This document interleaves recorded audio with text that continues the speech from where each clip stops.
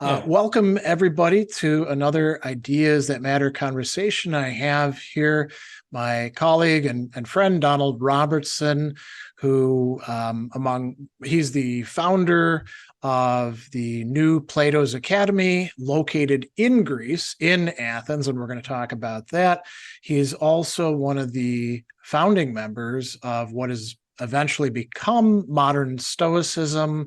And there's a whole backstory that maybe we'll start out with that has some things that I even didn't know about it, having just joined in 2016 myself. So it goes back further than that. He's also a practicing psychotherapist doing correct me if I'm wrong, but your main modality is cognitive behavior therapy, but I think you've done some other training as well, and author of a number of books. We're going to talk about a new/old book project in here somewhere as well, but you might know him from How to Think Like a Roman Emperor, fairly recently one, and then Verissimus, a graphic novel, which was a collaboration with, and now I'm blanking on his name. I remember the Fraga, but what is the illustrator? Zen Nuno Fraga. That's right. Yeah. Beautiful book about Marcus Aurelius, his times, his life,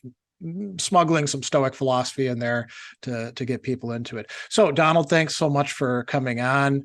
Tell us about the back history of modern Stoicism / Stoicism today / Stoic week, because you brought up something in earlier conversation that I didn't even know about that as somebody who's been involved in it for years. Yeah. Well, let me think. God, what was that about? Just over a decade ago. I think it was 2011, 2012, 2012, right? something like that. And I'd already written a book about Stoicism, called The Philosophy of CPT. And I was doing Stoicism. Do you know, I was mainly speaking about Stoicism at psychotherapy conferences and on training courses with therapists and stuff, right?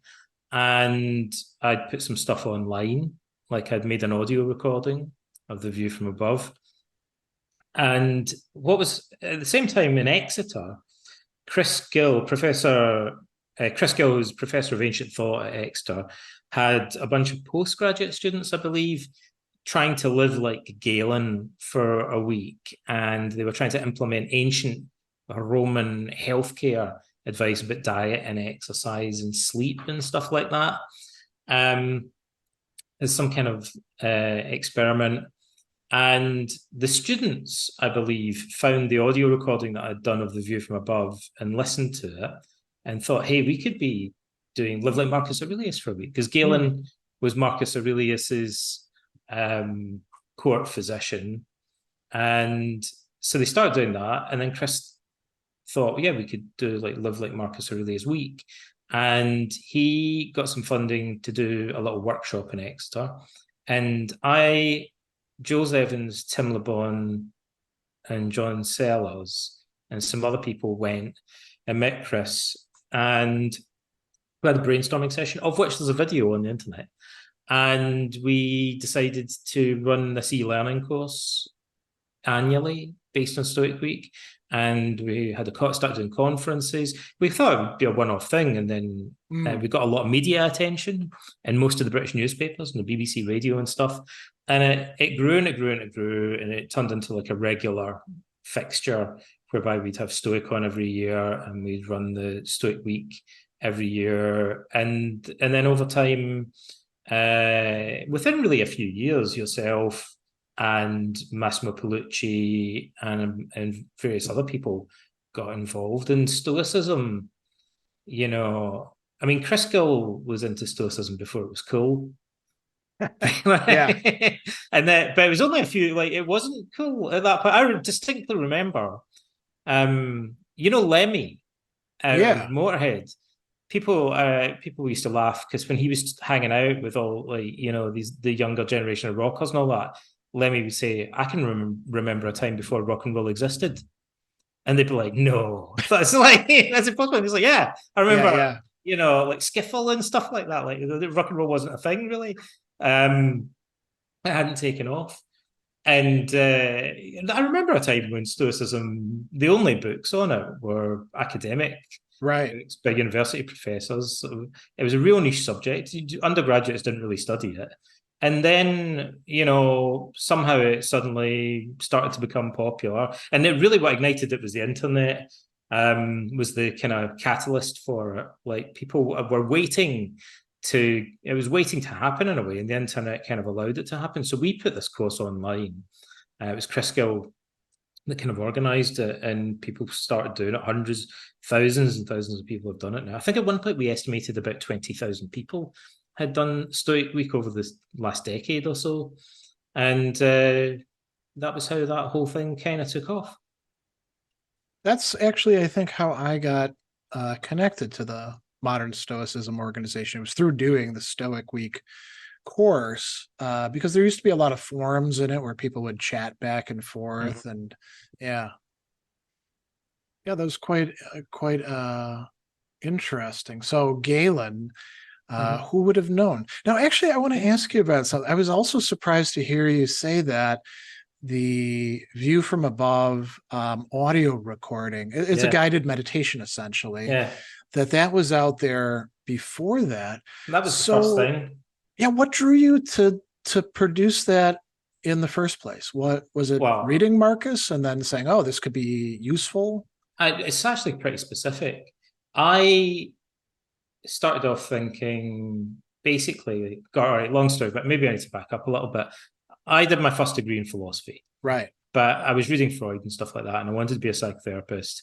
And then my master's degree was at an interdisciplinary center for the study of philosophy and psychotherapy. And I thought, philosophy, psychotherapy, try and combine them together. What I should do is get Freud and combine it with Heidegger or something like that. Okay. Right. Yeah. So I spent a couple of years trying to do that. And you know how sometimes you talk yourself out of something the more you study it. Yeah.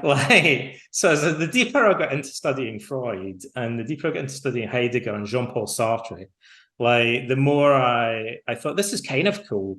But actually my main objection to it was apart from the lack of evidence for clinical outcomes, it was massively overly complicated in a sense. Your average man in the street, or 15-year-old socially excluded school kid or whatever, there's quite a gulf between them and Heidegger or, Sartre's being in nothingness or something, right? Yeah. And then I kind of discovered cognitive behavioral therapy, and I saw immediately all the references to Stoicism in those books. And I thought, cool, let's combine these two things. Let's start again. Pick a different psychotherapy and a different philosophy and combine them.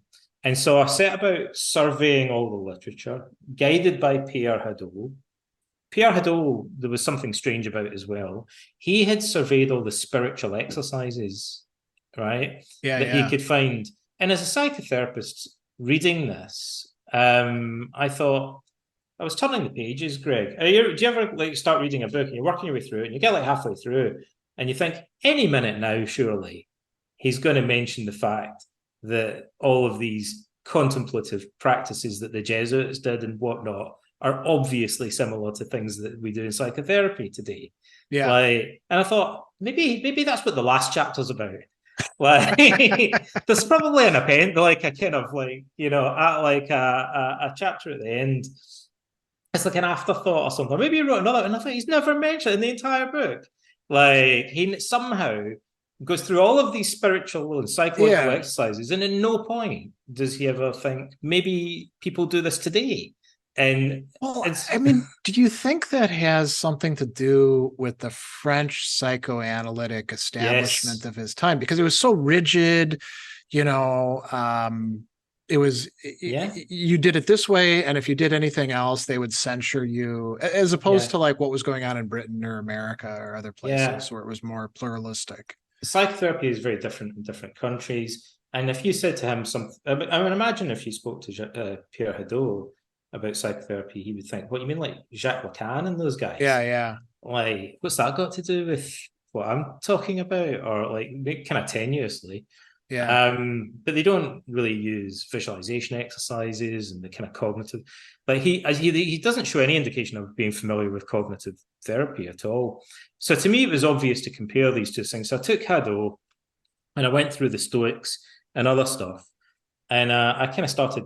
I'm a systematizer, I catalog things, Yeah. and so I went through trying to make a list. Like, how many different psychological interventions are there? Are there visual ones, behavioral ones, cognitive ones? Like, how would we classify them and group them together? And I thought most of these have some kind of parallel in modern therapy. Mainly, I found them in CBT. Yeah. Yeah. Just as it happened, You and did later discover, and I mean, certainly by the time that we were in Toronto, because you were telling me about it then, a turn of the century French, yeah. what would you call him? Not he wasn't a psychoanalyst, he was certainly a psychotherapist, and he Yeah. was doing things that you were saying they're clearly indebted to Yeah. Stoic philosophy. This never kind of going like. Well, let me finish the first story, and then we'll Okay. come back and talk about that guy, Yeah, right? yeah. So I was like, oh, most of these things therapists do. That's cool, and so we can explore the relationship. And I thought, but there's something here that we don't do, right? And it struck me as, first of all, like if there's something that the Stoics were doing a lot of that we don't do, maybe we could be doing it because we share so much common ground with them. Like Right. we've just missed this. And there's something that's maybe a little bit tricky to explain, but when you go really deep into a subject and when you're looking at a lot of research and you've got a lot of clinical practice and stuff, sometimes you can look at something and just go, it passes the smell test or whatever. You think immediately this looks like it would work. Yeah. We don't know until we do some research on it, but this isn't a crazy idea. Like, I mean, in psychotherapy, by the way, there are lots of one thing we have no shortage of is crazy ideas, right? In the field of psychotherapy and philosophy too. Yeah, but occasionally you find something. You think this view from above thing. This has been my experience of explaining it to other people. Like everyone agrees with me on this one, right? So I saw it, and I immediately thought this is a plausibility around it right out the gate, before we even do research about it, and it's a very appealing. Because one of the difficulties in modern research and psychotherapy, one of the problems with psychoanalysis is that it was hard to do research on, because you can't say, come and sit on this couch 5 nights a week and tell me about your dreams, and we'll do that for 5 years, and we'd like to do brain imaging on you at the same time. Or we're going to get like hundreds of people to do this in the psychology department and kind of like, measure the outcomes. It's difficult to do any research on traditional psychoanalysis because of the way that it worked. But the view from above, you're like, oh my God. Like, it's kind of like love at first sight in a way for researchers, because you think, not only is it really clear what the process is here, it's expanding your awareness. And, we could explain this in the back of a postcard. It's so straightforward, the concept. Clearly, it's self-evident that it has some kind of psychological effect. We don't know if it's good or bad or what the concept, but it definitely does something. Yeah. Like it expands your awareness, right? So that we can measure it. It's got a kind of plausibility about it for a number of reasons. There's plenty of research that shows that when people are emotionally distressed, they tend to narrow the scope of their attention. So, hey, what happens if you do the opposite? Like, this is plausible. But also, it's unlike psychoanalysis and many other therapies. It's just a scripted process. You could just write and so that allows you to standardize the delivery, right? You go, oh my God, we don't even need the therapist. We could just do an audio recording and tell everyone to listen to it and then measure how they responded to it. Like, so I thought, I need to show this to people. And so I can remember the first time I stood up, Greg. This sounds like that sounds like a shaggy dog story or something. Like, but it's true. I remember the first time I stood up. I used to teach psychotherapy. So I stood up in front, and it was great because I had quite a lot of guinea pigs. Like, so I'd stand up and they'd say, oh, what nonsense is he going to come out with today? Right. And I think, you guys remember I was telling you all about Stoicism? And they'd be like, well, yeah, that sounds kind of interesting. And I'd say, can I get you to do an exercise and you just tell me whether I'm crazy or not? Like, this seems like it might potentially be useful in therapy. And so I'd have like 30 people in a class. Or sometimes I remember once doing it at a psychotherapy conference, and there were like 200 or 300 people doing it. But I did it in the class with the students, first of all. And I'd be like, hey, why don't we just do this? And I'll write down a script. You guys can just read it to each other as well. And I said, what did you think of it? And they were all like, yeah, this feels really nice. It looks like it should do something. Like, we could definitely do this with clients in therapy. There's no research. We don't know whether it's therapeutic or not yet. But yeah, and there isn't any research on this. And I'm like, no, there's no research on this thing. And they were like, wow, and did you just make this up? No, people were doing it all over the place in ancient Greece and Rome. It's not just the Stoics, the Epicureans, the Platonists, the Latin poets talk about it. Ovid describes like something that seems to be the same concept, basically. So it struck me as very strange. This is a story worth telling because it's one of those bizarre things. You think, how come they were all in on this? And then somehow we completely forgot about it. And yet I can explain it to a bunch of psychotherapists, and the entire room are like, shouldn't we be doing some kind of research on this? Yeah. Like, now, John Vervaeke in Toronto in the psychology department, as I understand it, is doing some research on related things. And I believe other people have started in psychology departments have started to look into it. But that I made a recording of it and I put it online, and that's why it was the first thing, Greg, because I thought this stands out immediately to me as something that's plausible and yet has been more or less completely forgotten. Now, there's going to be some pedant out there that says, in an obscure 1970s book in psychotherapy that no one's read, some guy does something that's tenuously similar. And I agree, right, probably. But for sure, most psychotherapists that I know in like mainstream cognitive behavioral therapy or whatever were not doing anything that really resembled that with their clients. And yet, as soon as I told them about it, they were like, I can see myself doing that with my clients. And so that really struck a chord with me, and that's why it became sort of a kind of hook at first that got people interested in Stoicism. And also, the problem would be, how do you get people to put Stoicism in practice? Well, this is a really easy way to do it. All you have to do is listen to the recording and follow along and visualize. And yeah. I was thinking of something as you were talking about this. It is the view from above, and as you lead people through it, it's beginning at ground level, and then if I remember right, because it's been a while since I've listened to it, you have them imagine like rising through the roof, and then looking down and seeing everything, and this is coming from Marcus in his meditations. And I was wondering, so I mean, you mentioned, so when people become stressed or they're having troubles, they tend to focus narrowly, not inward necessarily, but just on what's actually could be either there, right? Okay, it could be either.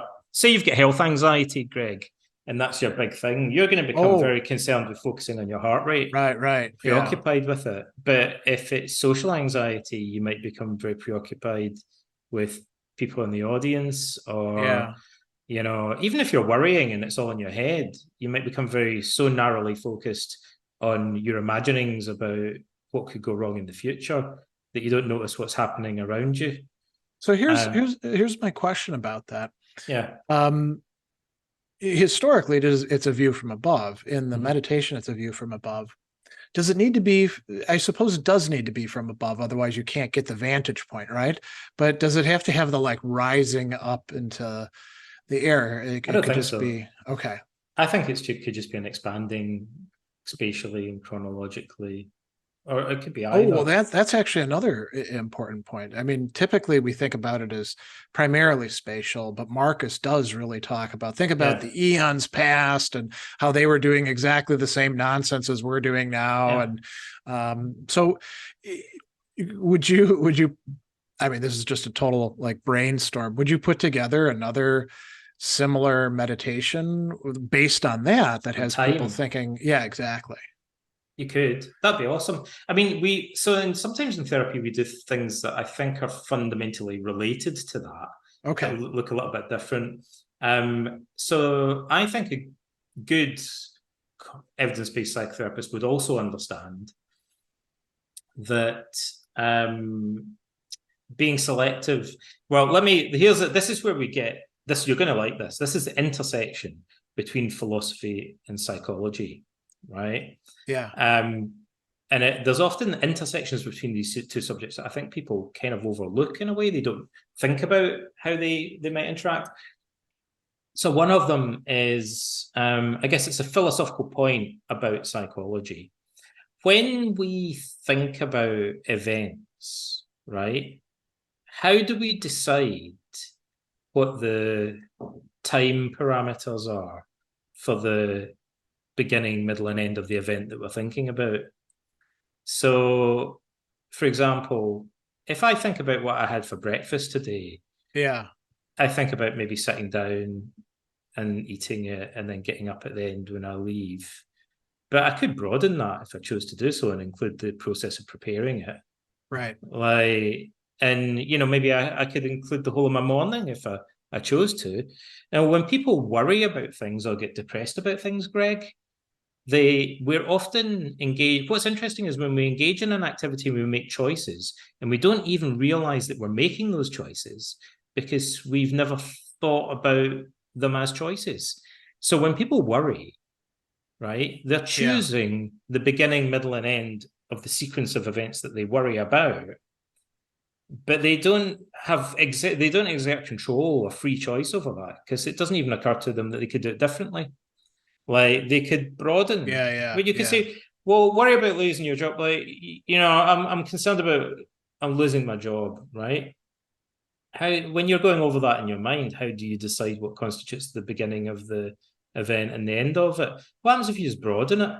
Like, I feel so anxious about the idea of losing my job, applying for loads of other ones, and then finding a new job.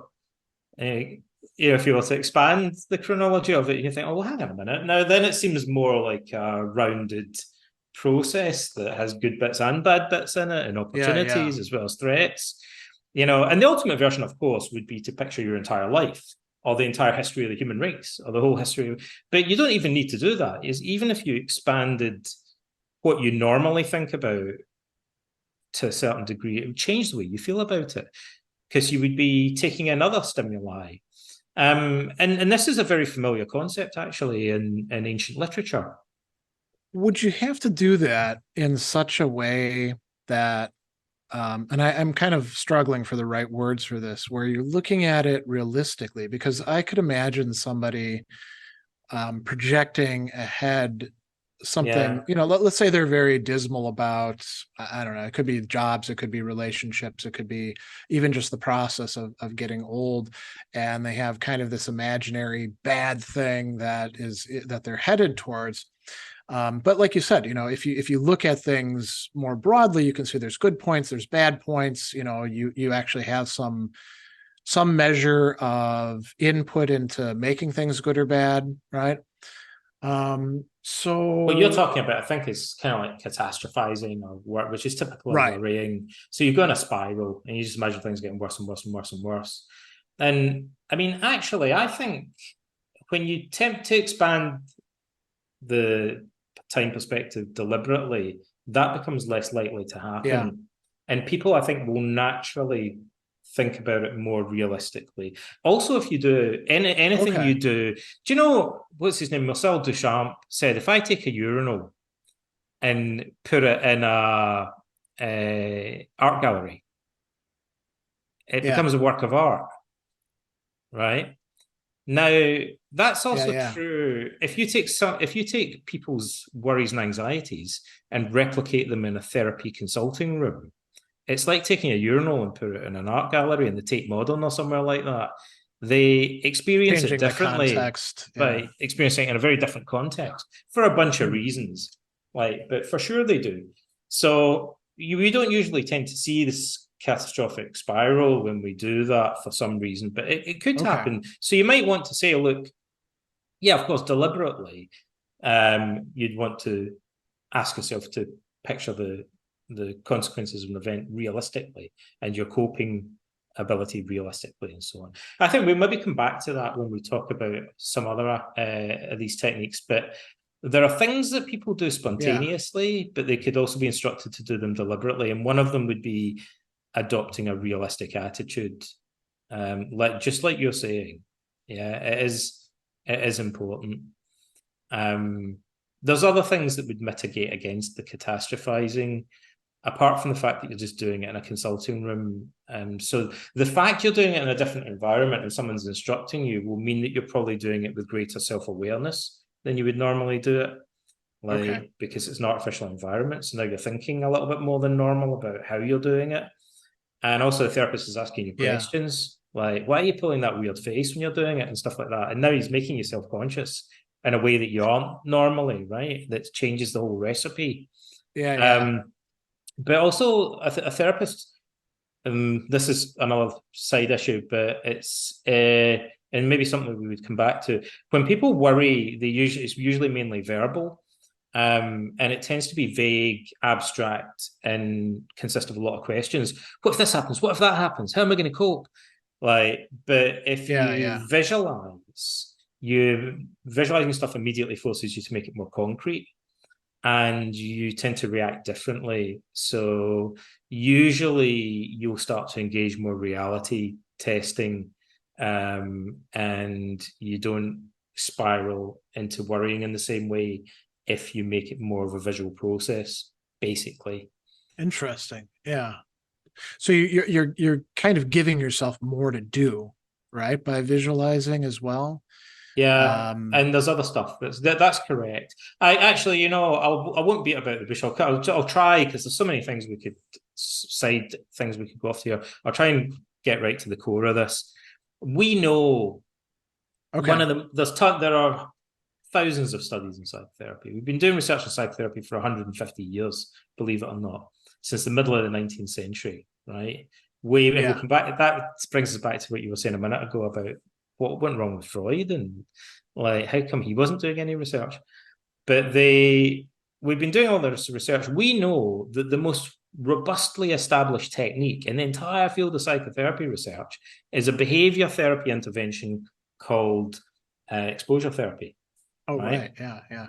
And actually, we've kind of known about it since at least the 1920s. There were studies on it, but it didn't become big until about the 60s, right? And it's so well established that we use it as a benchmark comparison for other techniques now, right? So researchers will be like, we know this works, so that we can just compare it to this new thing that we want to test. Right? When you've got a really solid intervention, you know for sure it does something, and then you come up with some other thing, you can compare them.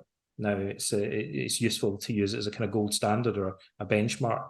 So it's a kind of therapy gold standard in a way. So exposure therapy is based on a mechanism that we sometimes call, there's different names, there's multiple names for everything in the therapy field, but we would call it emotional habituation. And emotional habituation is the physiological fact, basically, that anxiety will abate naturally or wear off through repeated prolonged exposure to the stimulus under appropriate conditions, basically. So if you have a cat phobia and I put you in a room with a bunch of cats, the easiest way to explain it is your heart rate will probably almost double within less than 5 seconds. But what happens next? Well, you'll have a very strong urge to leave the room. Yeah. With a cloud of dust, zoom, out the door. But if you don't do that, and by the way, what would be the main reason for you not doing that would be if you were a child and your parent was with you and they were saying, just hang in there, buddy. Or if a therapist was fulfilling a similar role and saying, hang in there.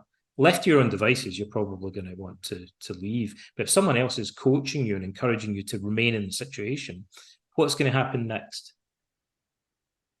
What will happen to your heart rate? Well, it should decline but slowly, right? Yeah. How long is that going to take? I don't know. It But varies. yeah, I mean, I would tend to think it would probably still remain elevated so long as the thing is in the room, but taper down, right? Yeah. I mean, it might take anything from like 5, 10 minutes to half an Okay. hour. In some Oh, cases, it could really? go Half an longer. hour? Yeah.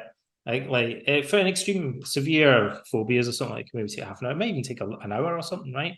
For Okay. some very severe anxiety disorders. But it could go down within 5 minutes, right? What happens if you do that every day for a week? Much quicker, right? Yeah. Well, first of all, your anxiety won't go up Doesn't go as quite as high. high and it'll decline more quickly. And after a while, it'll extinguish permanently. Like phobia, there's not a high relapse rate for phobias that you've had exposure therapy for. Some Hmm. psychological problems go away and then come back again. Other ones are usually like one and done. So Yeah. generally, phobias are one of the easiest things to treat. We have a 90% success rate in treating phobias with exposure therapy.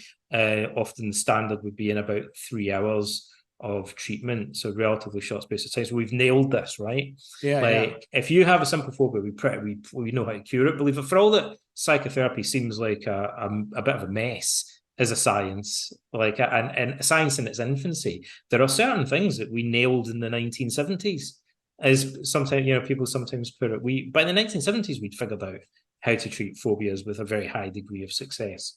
Yeah. Um, it's a very very simple mechanism, right?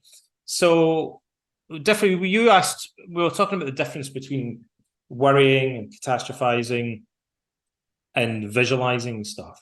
Right. Now, in addition to going in a room full of cats, you could watch a video of cats if you had a severe phobia, or you might shut your eyes and visualize cats, and that'll evoke anxiety. But also, it'll trigger this mechanism of habituation. So, if you have a cat phobia and you just visualize cats for like 15 minutes, 20 minutes each day, like your Hmm. anxiety will wear off. You have to do it for long enough, right? But if you do it for long enough and repeatedly enough, your anxiety will wear off. Now, crucially, that doesn't happen when you're worrying about stuff. If you're verbally going around in circles, it never gets old. Worries never get old, really. But if you visualize them, you habituate. So there's a theory. Let's do a real deep dive. Yeah. There's a psychologist, an American psychologist, I think he's retired now, called Tom Borkovic, and he was one of the world's leading authorities in the psychology of worry, and he's a CBT researcher. And Borkovic forwarded on the basis of his research something known as the cognitive avoidance model of worry. Okay. And it starts off with a paradox, which is that people that have severe worry, and we're talking about pathological worry, like you'd find in what we call generalized anxiety disorder or GAD. So in clinical research, we can find people with very severe versions of everyday problems. So everyone worries, but people with GAD have very severe pathological worry. If you ask them from 0 to 10, how anxious do you feel when you're worrying? They'll be like, oh, 10 out of 10, 100%. It's very Okay. severe, right? Yeah. You know, okay, that's cool. So could you shut your eyes and just worry like crazy? Okay. And you can replicate, you can feel the worry. Yeah. Super anxious, right? Could we measure your heart rate, skin galvanometer, respiration, stuff like that? We'll just all this kind of stuff that you have in a lie detector, right? We can wire Yeah. you up to a bunch of machines and measure things. Now, something weird happens when you do that, Greg, that researchers didn't really expect to find. And that is that when people are having a worry episode, got GAD, often the heart rate doesn't go up. Like, and you think, well, hey, I thought you were freaking Huh. out and you had very severe anxiety. If you're a cat phobic and I throw a cat at you, I'm Yeah. pretty sure your heart rate's going to go through the roof. Your heart Yeah. rate's going to double. It'd be like you're running really, really hard, right? Yeah. Same with people with panic attacks, their heart rate shoots up. That's what anxiety looks like. It's pretty straightforward. But people with pathological worrying will report intense levels of anxiety, but they don't show the physiological signs of it, with one exception. They show increased muscular tension, interestingly. Okay. Like, so they'd be tensing their shoulders and frowning and stuff like that. Yeah. But Yeah. otherwise, they're not really showing symptoms. So Borkovic thought this is really weird. They really believe they're anxious and they feel anxious and they're suffering from anxiety, but they're not showing physiological signs of anxiety. And it's a pretty straightforward thing. So what on earth is going on here? And he came to the conclusion that worrying seems to perhaps be better understood as a form of avoiding contact with the things that trigger anxiety. So things that would make your heart rate shoot through the roof if you actually saw them or experienced them, and you'd feel real visceral physiological symptoms of anxiety. If you worry about them, it seems like you're dealing with them, but you're kind of conning yourself into thinking that you're addressing the problem while actually, in a sense, avoiding it, because you're thinking when you worry about things in a vague and abstract manner. And your attention usually jumps around from one aspect to another and doesn't settle on any aspect long enough for you to feel a physical reaction to it. So worry is a way of duping yourself into thinking you're facing problems, but in fact, in a sense, you're avoiding them. Does that mean that worry is itself like a sort of high-level coping mechanism? Yeah, but it's not healthy coping. It's a maladaptive emotional coping strategy. And something that helps confirm that is if you work with people with severe anxiety, after a while it becomes obvious when you talk to them a lot about worrying, what it looks like, you dissect it and stuff. And you realize that a lot of people that have pathological worry, you know what? They don't call it worrying. They call it something else. Oh. They call it being prepared. Preparing. Yeah. Or they call it problem solving. Yeah. And you'd be like, bud, you're not problem solving, you're worrying. And they'd be like, no, I'm problem solving. Like, I just happened to do it in my problem solving in the middle of the night. Like, I suppose they could justify going on the internet and looking up information as like, doing research as well then, right? Yeah, is that part of it? Okay. Yeah, I bet that's something that they'll do, right? So they might not even see it as worrying. And another interesting thing is if you ask people who have pathological worrying they'll tell you how awful it is, and they're getting really anxious and stuff. But if you say from 0 to 100%, how helpful is your worry? How strongly do you believe that worrying helps you prepare, for example? They'll be like 90%, like pretty high. Yeah, but I feel like, I hate worrying. It's driving me crazy, but I have this ambivalence towards it because I feel like I have to do it. If I didn't worry, I wouldn't be prepared for the problem. Right. So they're addicted to this maladaptive coping strategy, which they perceive as preparing or problem solving, but actually it's not helpful and it's making them miserable. Interesting. So actually, what you've unintentionally done is segued into discussion about premeditatio malorum as well. Like, before we do that, though, and I forgot his name, the French psychotherapist from the turn of the century, and he's called Paul Dubois. Okay. Oh, he's Swiss. Interesting. Yeah, Swiss, and so francophone though, or yeah, it was francophone, and he was a psychotherapist, if I remember rightly, to a famous author. It might have been Proust. Like he was a celebrity. He was one of the first celebrity psychotherapists before Dr. Phil and all that, right? And he was a famous guy, and he was famous in the field of psychotherapy. He was well known in Europe. He was Freud's biggest rival, and he wasn't alone. There were many people that practiced what they called rational psychotherapy, or not to be confused with what Walter Matweychuk and Albert Ellis do, right? Completely different thing. Yeah. But they called it rational psychotherapy, and sometimes they called it persuasion psychotherapy. And there are many books on it, which are all out of print because everyone lost interest in them, right? And they did this therapy. Dubois was really into Seneca, funnily enough. Ellis barely mentions Seneca. He's really into Epictetus. Right. But Dubois is the other way around. He likes Seneca. He prescribed reading Seneca's letters to his clients as homework assignments. He talks to them, again, interestingly, he talks to them about Stoic determinism, which he thinks he puts forward a pretty good case for being a therapeutic concept. And that's an aspect of Stoicism that in CBT, they're no longer interested in. Instead of passage 5 in the Enchiridion that says it's not things that upset us, but rather our opinions about them. Yeah. Dubois is much more interested in passage 1 of the Enchiridion that says some things are up to us and other things are not, the dichotomy of control, as people call it today. And he saw that as being the most fundamental concept that he was deriving from Stoicism. And, he basically also referred to his technique as Socratic questioning.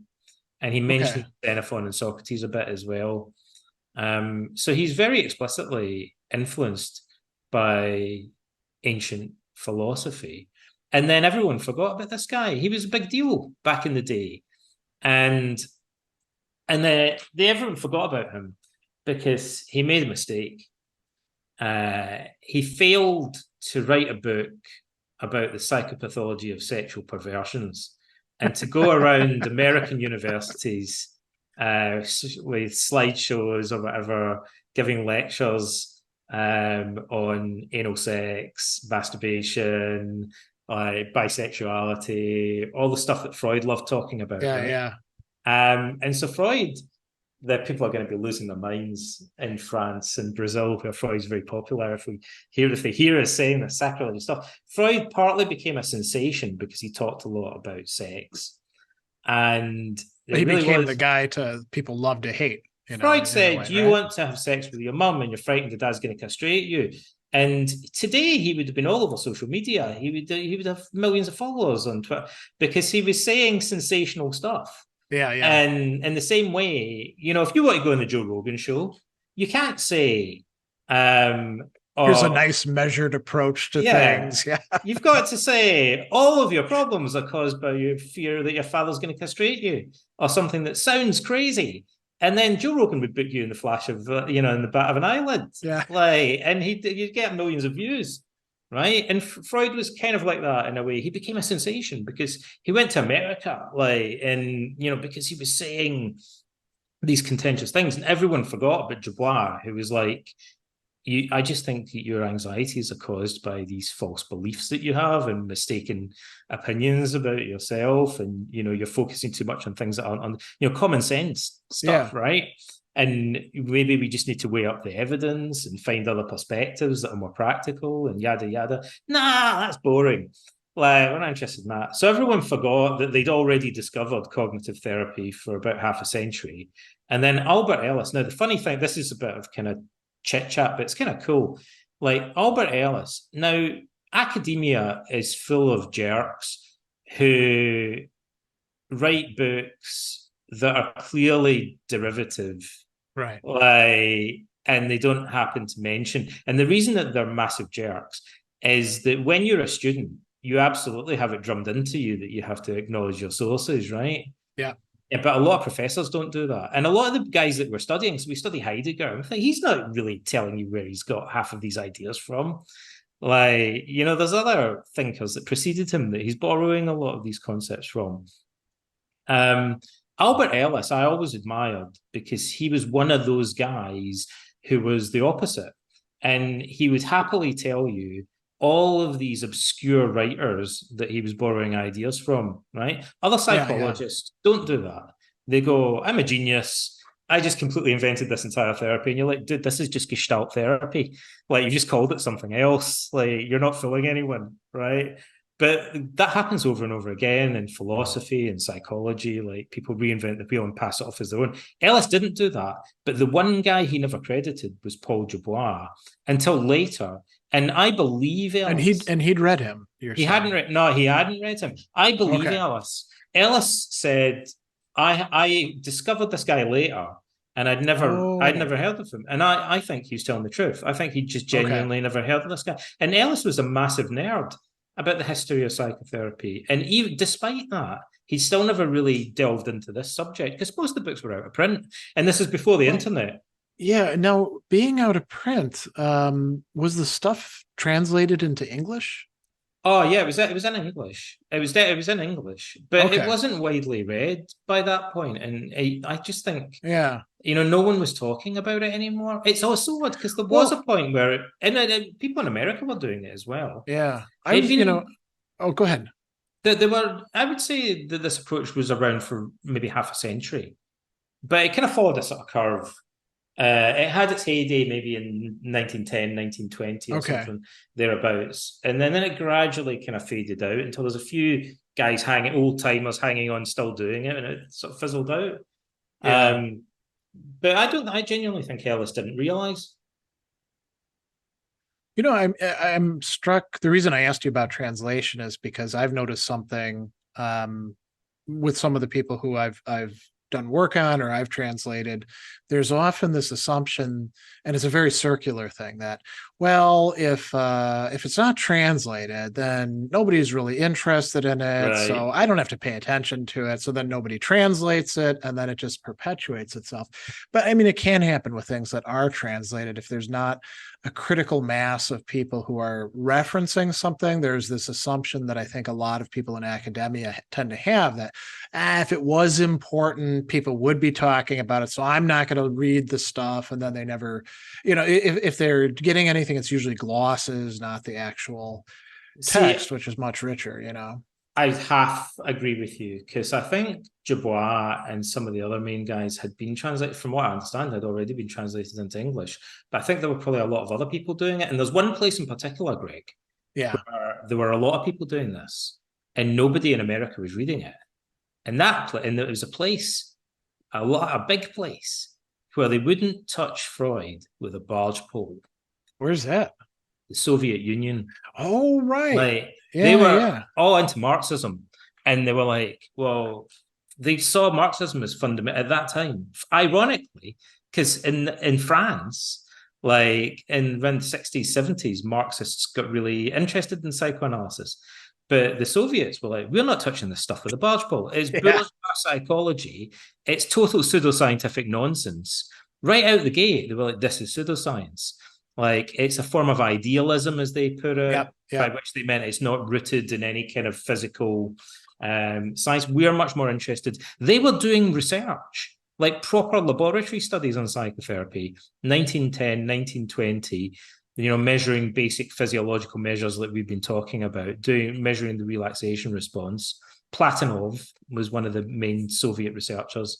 His work wasn't translated until like the 1950s, I think, into English.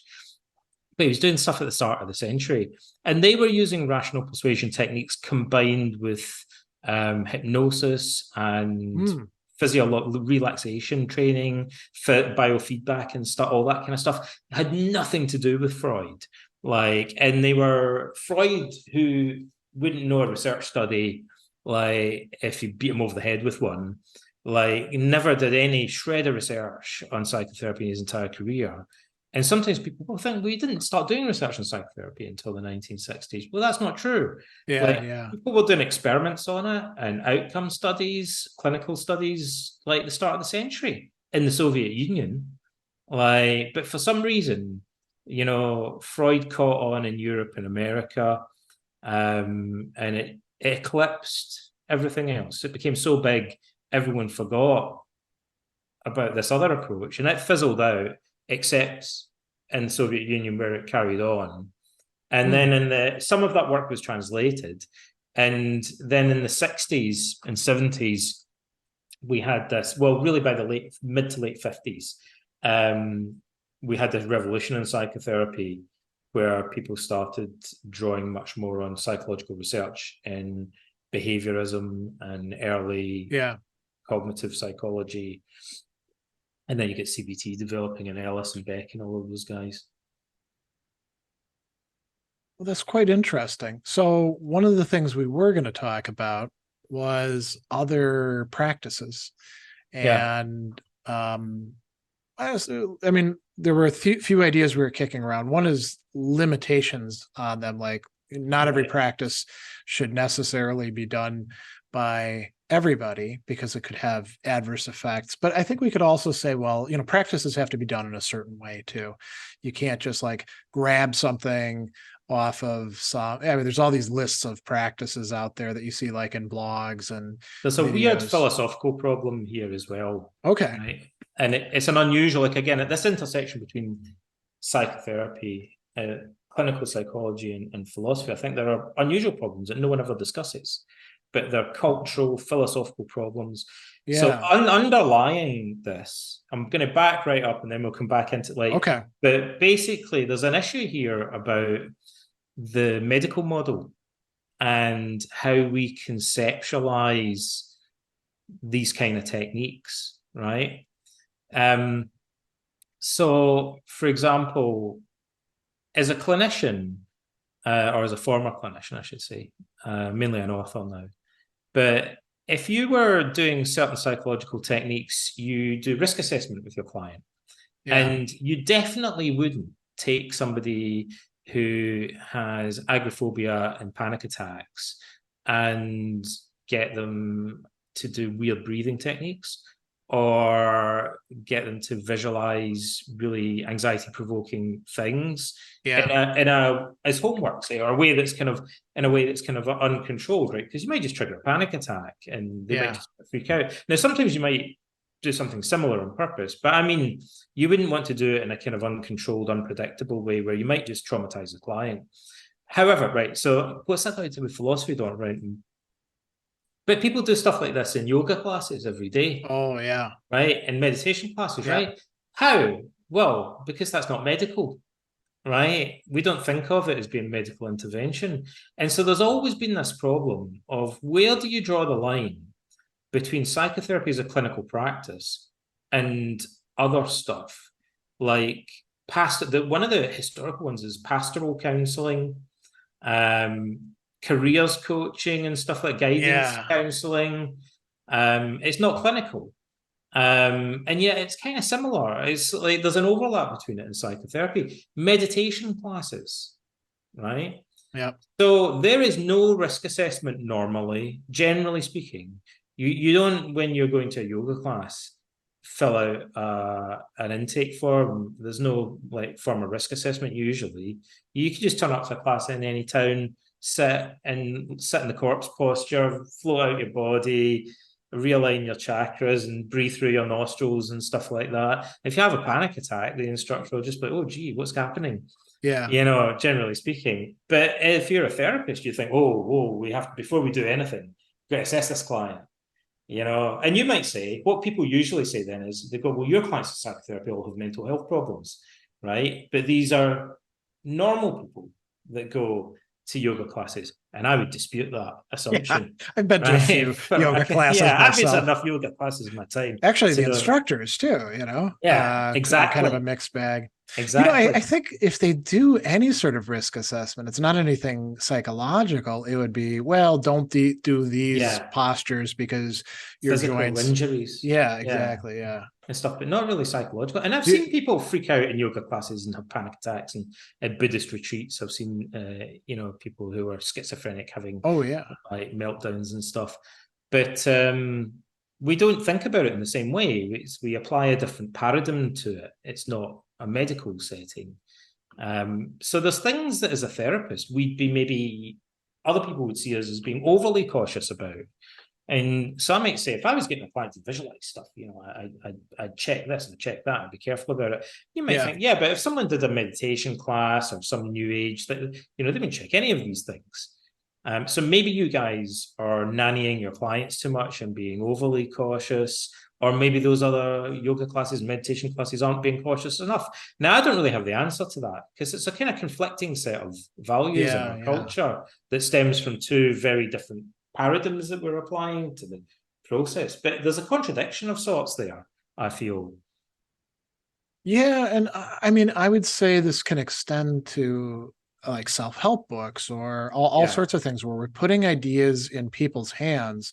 And I do want to come back to talking about, you know, Stoicism in particular, because it is so popular and there's so many people out there shooting videos, blogging, even writing, you know, often self-publishing books where they make these very big promises like, well, you just do these 10 things which derive from the ancient Stoics. And when you look at it, sometimes, you know, there'll be like a little passage from Epictetus, but it's mostly this person writing their own thing. Yeah. And you think, okay, so some of these things could actually be helpful, but a lot of these are, like you're saying,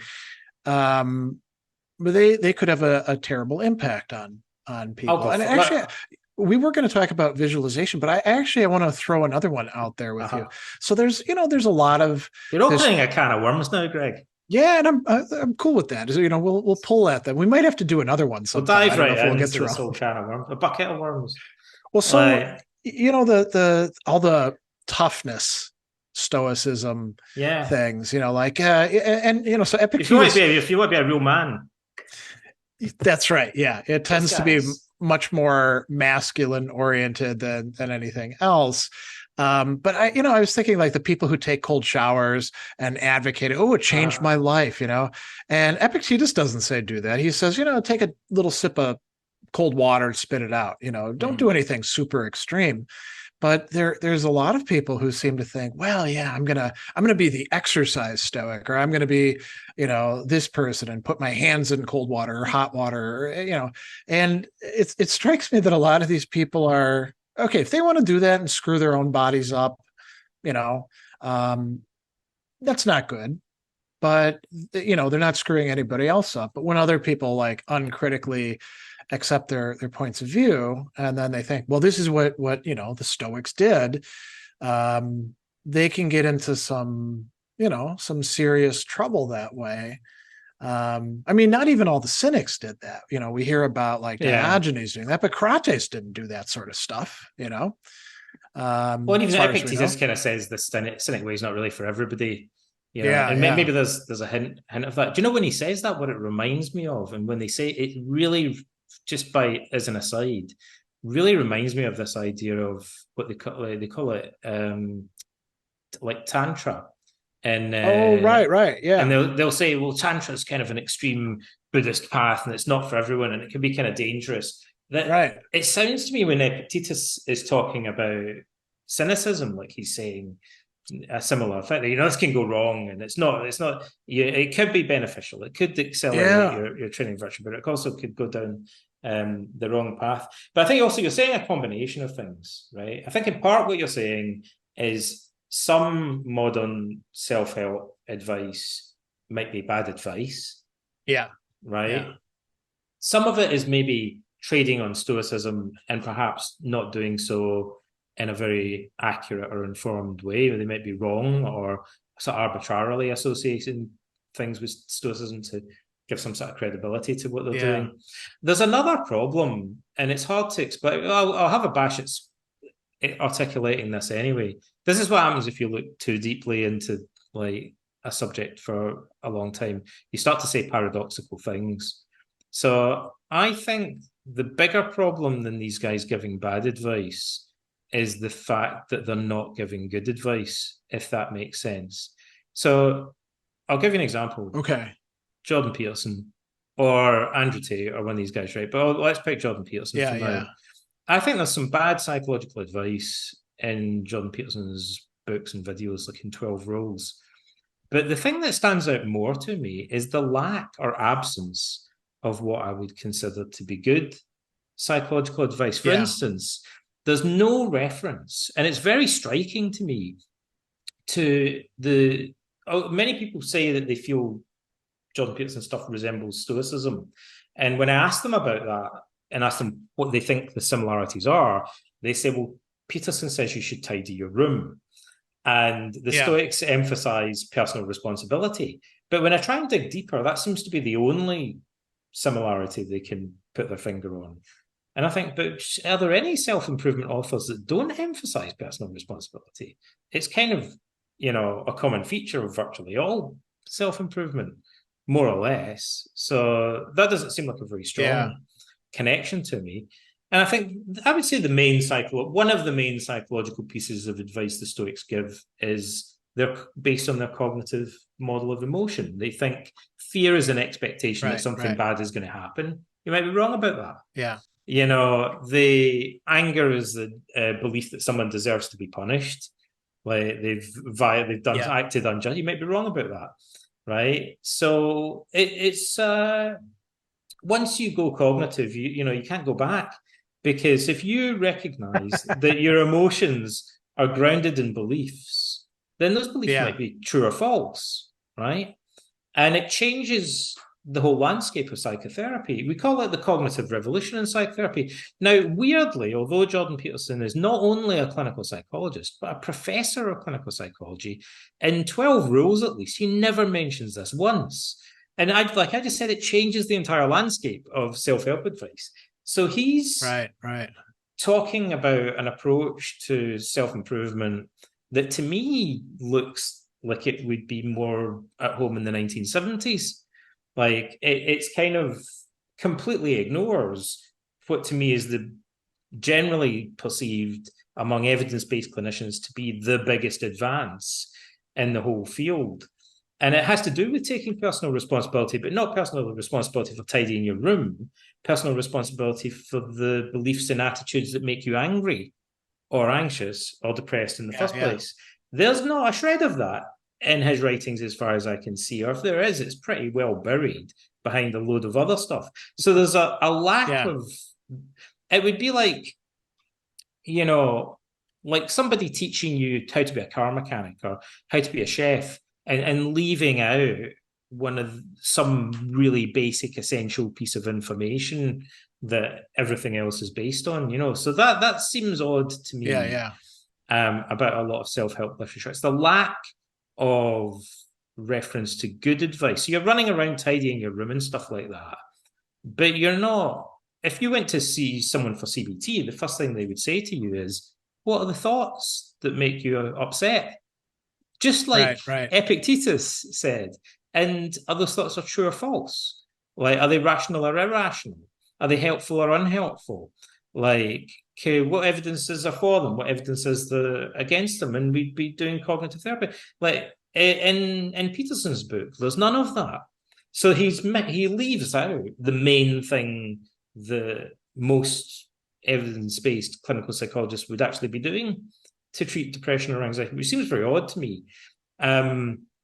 So there's that.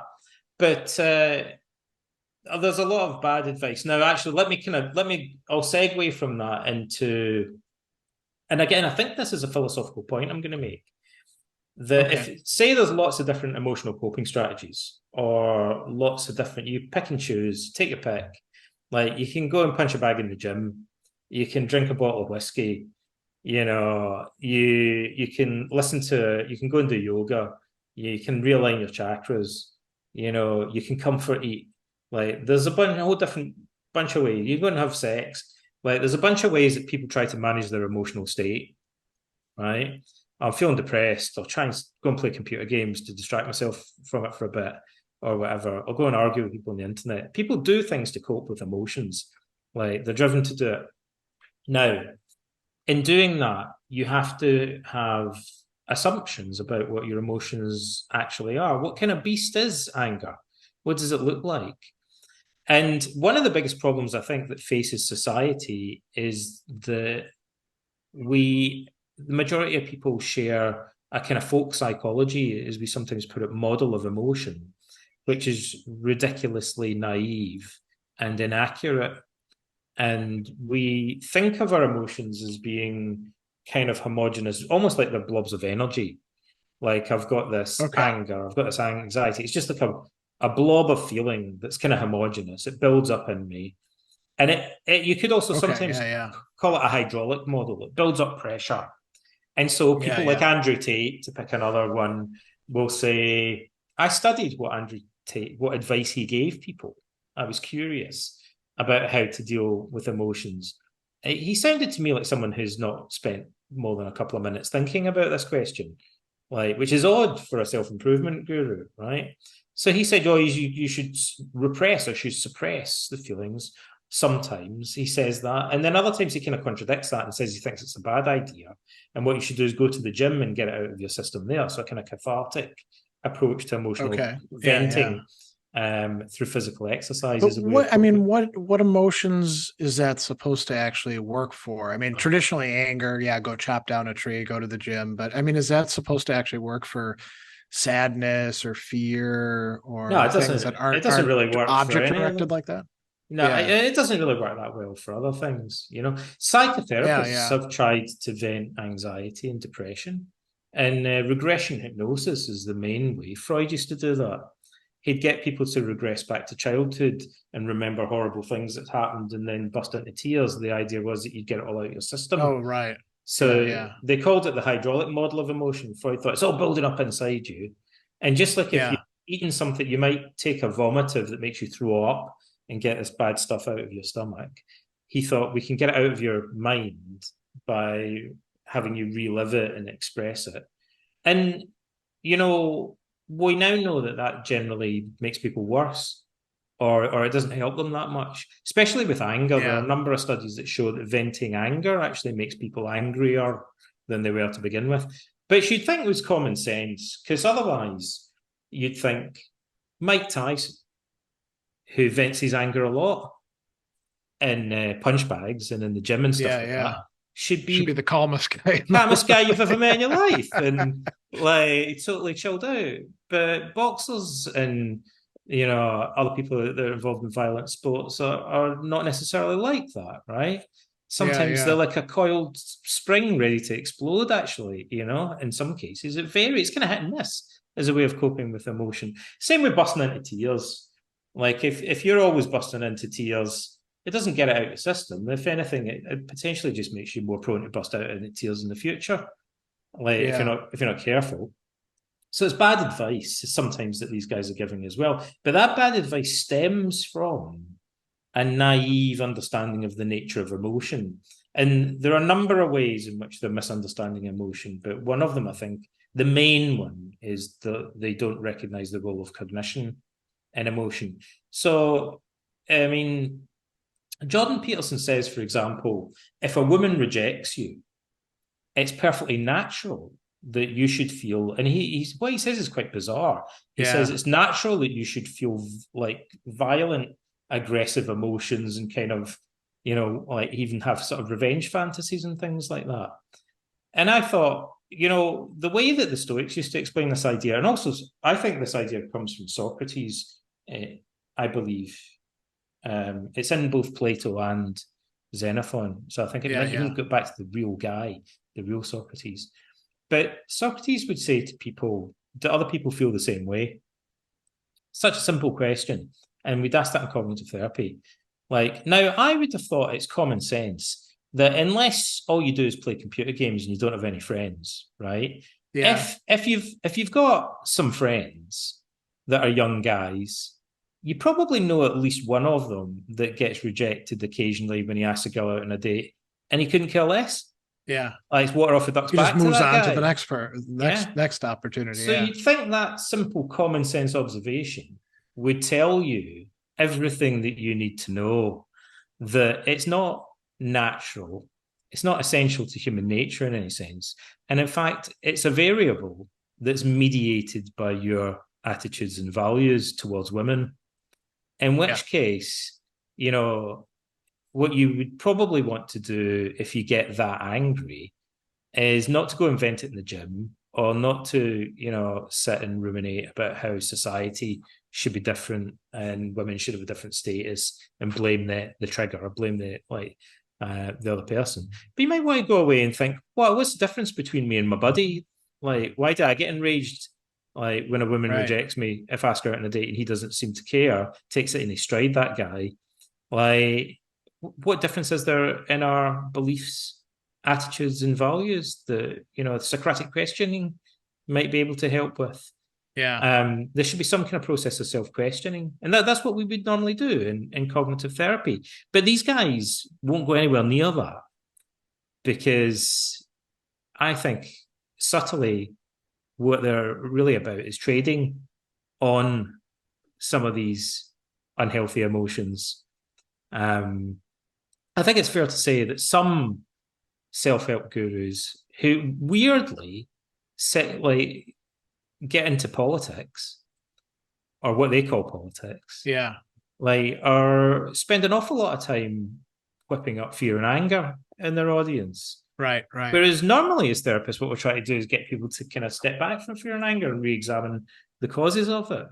Right. I mean, something that comes to mind is, would you say that these people, whatever we want to call them, guru types, I mean, they're also encouraging a sort of continued dependency upon them, right? I mean, they're promising independence to these guys, and it's largely guys that are. I'll tell you exactly what they are, right? Okay. Like, the first time I came across that guy, Andrew Tate, which is years ago, I thought, has he been reading Plato? Like, I thought, this is eerily familiar. Like, he sounds just like... Because he was channeling Callicles and Thrasymachus? Okay. Like, exactly. I thought, these guys are like, do you know Callicles and the Gorgias? Yeah. Says, I don't know if you noticed this when you read it, right? Because it's the sort of thing that when you're studying philosophy, you might not even get mentioned. But if you look closely, what he says to Socrates repeatedly is, you're not a real man. Right. Like he says repeatedly, You're a boy, real men. And he also Yeah. says, he sounds like Nietzsche because he says this is how slaves think. Yeah, he says you're like a boy. Philosophy is for kids. Real men don't do that. Real men are superior. They're powerful. They learn how to influence other people, Yeah. and control them. And the laws that you're talking about are your conception of social justice is a conspiracy of the weak to try and keep down the strong.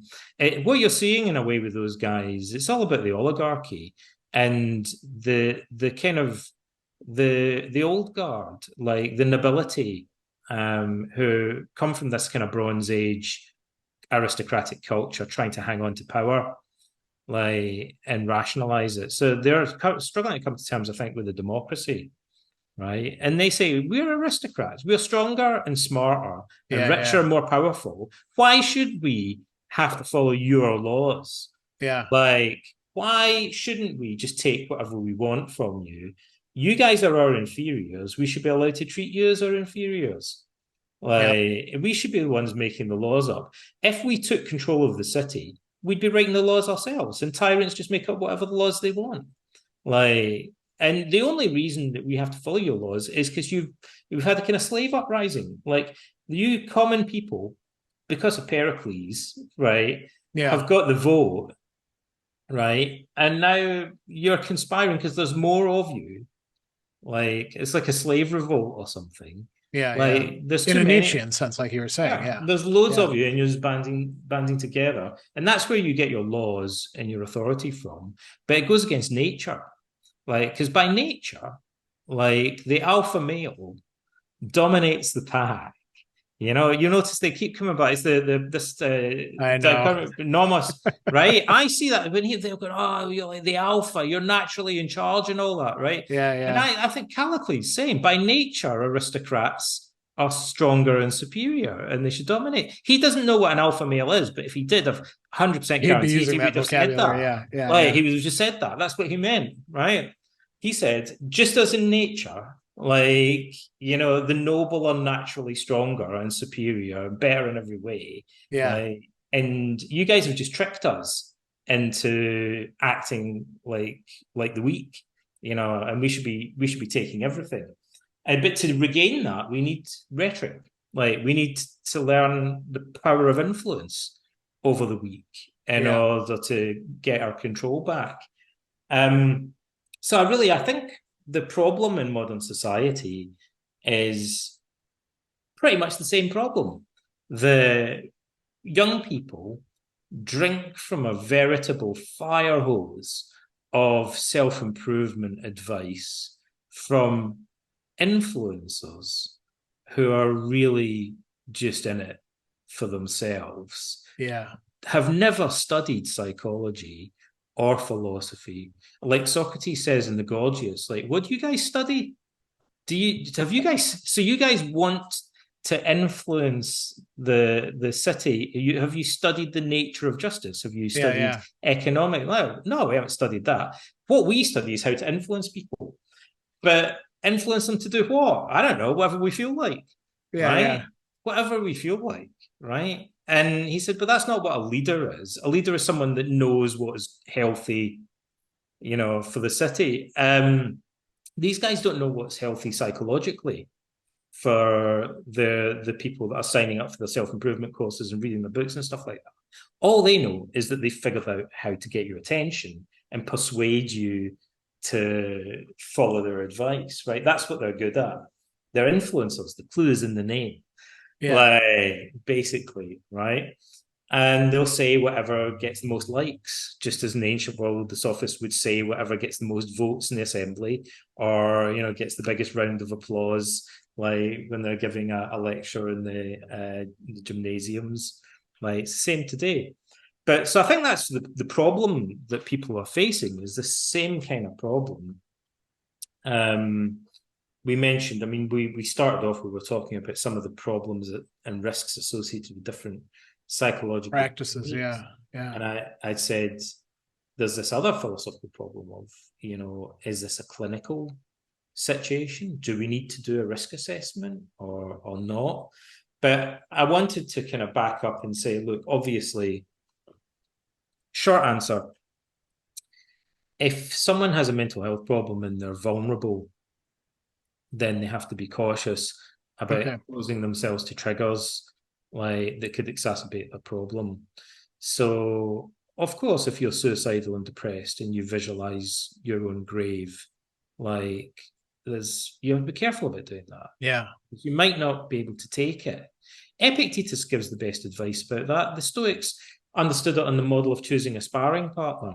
When he's talking, he says, how does the bull know that it can toss a lion on its horns? Which bulls do, right? Yeah.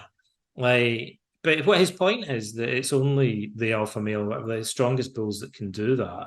The calves, are picked off by the weakest members of the herds are picked off by the lions. Right. Yeah. He says, how do you know that you can do that? Through experience, through trial and error. You kind of take things gradually, right? And over time, you figure out how strong you are, how capable you are of enduring different things. Like if you're wrestling, you figure out what guys can beat you and what guys you can beat, and you choose sparring partners that are somewhere in between. You don't pick someone that's too easy and you don't pick someone that's too difficult. So this brings up a common issue that I've seen happen lots and lots of times with people who get interested in Stoicism or really any form of, let's call it systematic personal improvement that's got some substantive basis. A lot of people want to jump in right away. I'm going to do as much of this as possible because it's going to totally change my life. And then of course they fail, they get discouraged. Then a lot of them leave it behind or they blame the system itself. So, I mean, if they went to see a therapist, a good cognitive therapist might say to them, could it be that you're exhibiting a type of all or nothing thinking that sets you up for failures, and this is actually one of your symptoms, and that actually this is typical of people that suffer from problems such as depression and social anxiety, that they apply rigid high standards for performance to themselves and often other people, and thereby set unrealistic goals and set themselves up for failure. And you'd be better setting more modest goals and working on them more consistently in order to achieve success. What you're going to do, is aim, for perfection. Fail and then become depressed. Yeah. You see this in ancient philosophy, but also in religious texts, talking about the same sort of thing. John Cassian is a great example, where he, first of all, he thinks that one person can't have the whole of the virtues. You're lucky if you can cultivate one virtue, So he's very big on being realistic about that. But he also talks about this because I guess it was a problem with monks. He's mostly about early monasticism. This, like you're saying, all or nothing. I'm going to totally change my life. And he's like, no, you got to be really careful with this because you're gonna fail a whole bunch of times, and you just need to find something that you can work on. And you can't work on, he says explicitly, you can't work on all of your bad dispositions at once. That's crazy talk. Pick one of them, only one, and only work on that until you at least get it in decent shape, and then you can start thinking about other stuff. One of the advantages of doing therapy is you get to listen to a lot of clients. One of the things that therapists and counselors could just do based on their experience is they'll go, that just sounds like stuff that clients say at the beginning of so sometimes I'll tune into these self-help guys, and they'll be talking it up, hyping up, this kind of perfectionist mastery modeling and stuff. And I think that sounds like every depressed client I've ever seen. That's what they're like when they come in the assessment. And so you can, it sets alarm bells ringing. You go that. That's how people talk who are suffering from psychological problems. And there's other things that you recognize. You go this is typically how people think. This is the way that people think. I want to write a book There was this book, there was a TV program called What Not to Wear. Oh, I remember that. Yeah. Yeah, I wanted to write a book called What Not to Think. Okay. Right. Because would it have a similar kind of structure to it, where like a couple experts come in and yeah. they go through your wardrobe up in your head and they're like, no, get rid of this. Just get rid of that. Yeah, That's just straight. That's a mess. That whole philosophy is junk. Like, but you see in practice, I'm being glib, but and you see people with certain attitudes, philosophies, rules that they follow, and you think this is typical of people with generalized anxiety, or it's typical of people with OCD, or it's typical with depressed clients, and it was one of the things you benefit most from as a therapist, because then you think, geez, I better watch that. I don't start talking like that, because look where it got those guys. Like, and then you turn on YouTube or whatever, and you're like, there's all people over the internet that talk like that, kind of advising the youth of today on, and it's always been thus. Like, it should be obvious sometimes that it's bad advice. I mean, look at this guy with these Bugattis and stuff, right? Yeah. As if, like, you'd think, is it not self-evident that that isn't a healthy or sustainable like way of a philosophy of life? Yeah. Is it not obviously absurd?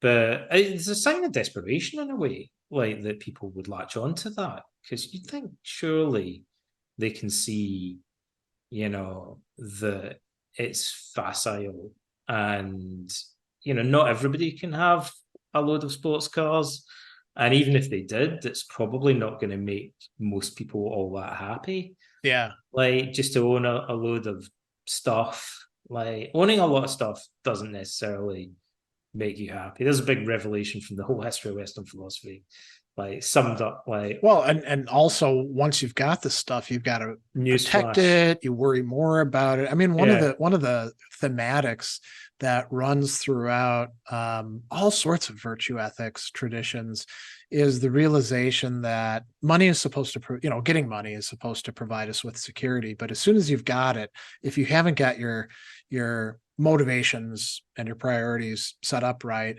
you are more miserable being rich than you were being poor, because now you got to worry about somebody else coming along to take your money, or inflation eroding it. Yeah. Yeah. You've got a whole bunch of new worries about it. Well, I would, before I forget, there's a couple of other things I should mention, because people ask about them. So, in terms of psychological techniques, so this idea of premeditatio malorum, it's a great idea, right? Yeah. So first of all, I'll say what not to do, and then I'll say, some potential benefits that people might overlook. Right. The main thing, because the Stoics just take it for granted that this is a thing that you might do. They don't ever say, Marcus Aurelius, no point sits down and says, let me just explain the protocol to you guys. Like, he just kind of mentions it off the cuff, as it were. And this, same with Seneca, it's really useful to do this. How do you do it? Right? They don't really explain. Generally, in therapy, what we would assume is you probably don't want to, depending on how vulnerable you are, particularly if you are prone to something like panic attacks or other mental health problems, like, you might want to set graduated goals where you construct what we sometimes call a hierarchy of situations, right? So it might be that you start in the middle of that hierarchy. Usually we do try and get people to start as close to the top as they can. So it's a hierarchy of, say, 10 situations that make you anxious, perhaps, but ranked with the most severe at the top, and then going down. And so usually I'd say to a client, how high up on that list do you think you could begin? And we kind of discuss what would be manageable for them, right? If they're quite a robust individual and they don't have panic attacks or PTSD or anything like that, I'd encourage them to start pretty high up, right? Maybe even at the top. But if they do have panic attacks and agoraphobia, or they've got PTSD, or they're suicidal and depressed, like, they might want to start like halfway down the list, or maybe even at the bottom of it, with baby steps, perhaps. Like, or at least start, with something that's more moderate. It's not going to, the key is it going to be overwhelming for you to visualize this thing? The Stoics want us to visualize dying and poverty and losing our loved ones and stuff. So that might be too much for some people, right? Oh, yeah. So you pick something that's manageable, that's a challenge but isn't overwhelming, right? And then the key variable, honestly, is duration. Like, broadly speaking, it's if you visualize something that provokes anxiety, or you put yourself physically in the presence of it, say cat phobia, Yeah. right? So you'll have a very strong urge to escape the situation, right? Now, what the risk here is that if you terminate the exposure, by which I mean you visualize something that makes you anxious, and then within a minute you bail, there's a possibility you're probably not going to benefit from that.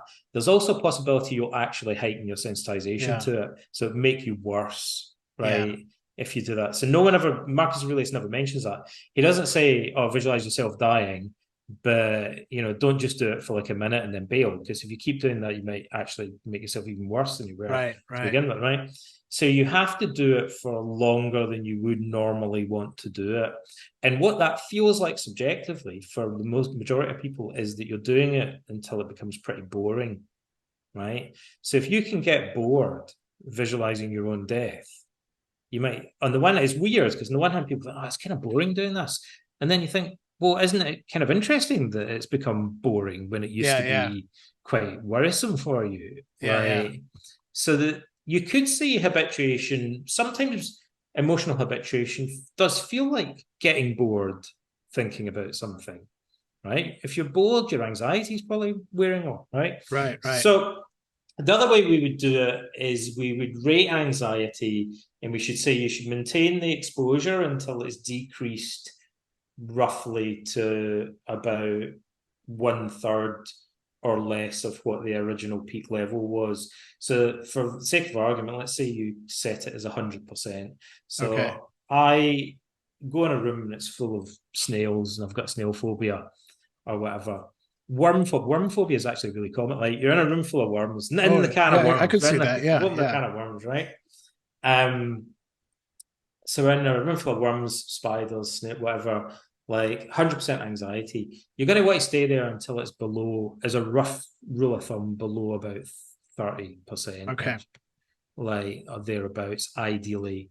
As a therapist, that's what I would continue until the client was reporting that it's about 30%, maybe 35%. Ideally, we get it down to 0, right? Usually that's impossible, and you'll get it down to 5% or 10% or something like that. But you don't really want to stop until, definitely from 100, you'd want it below 50. Like, ideally below about 30 or 40.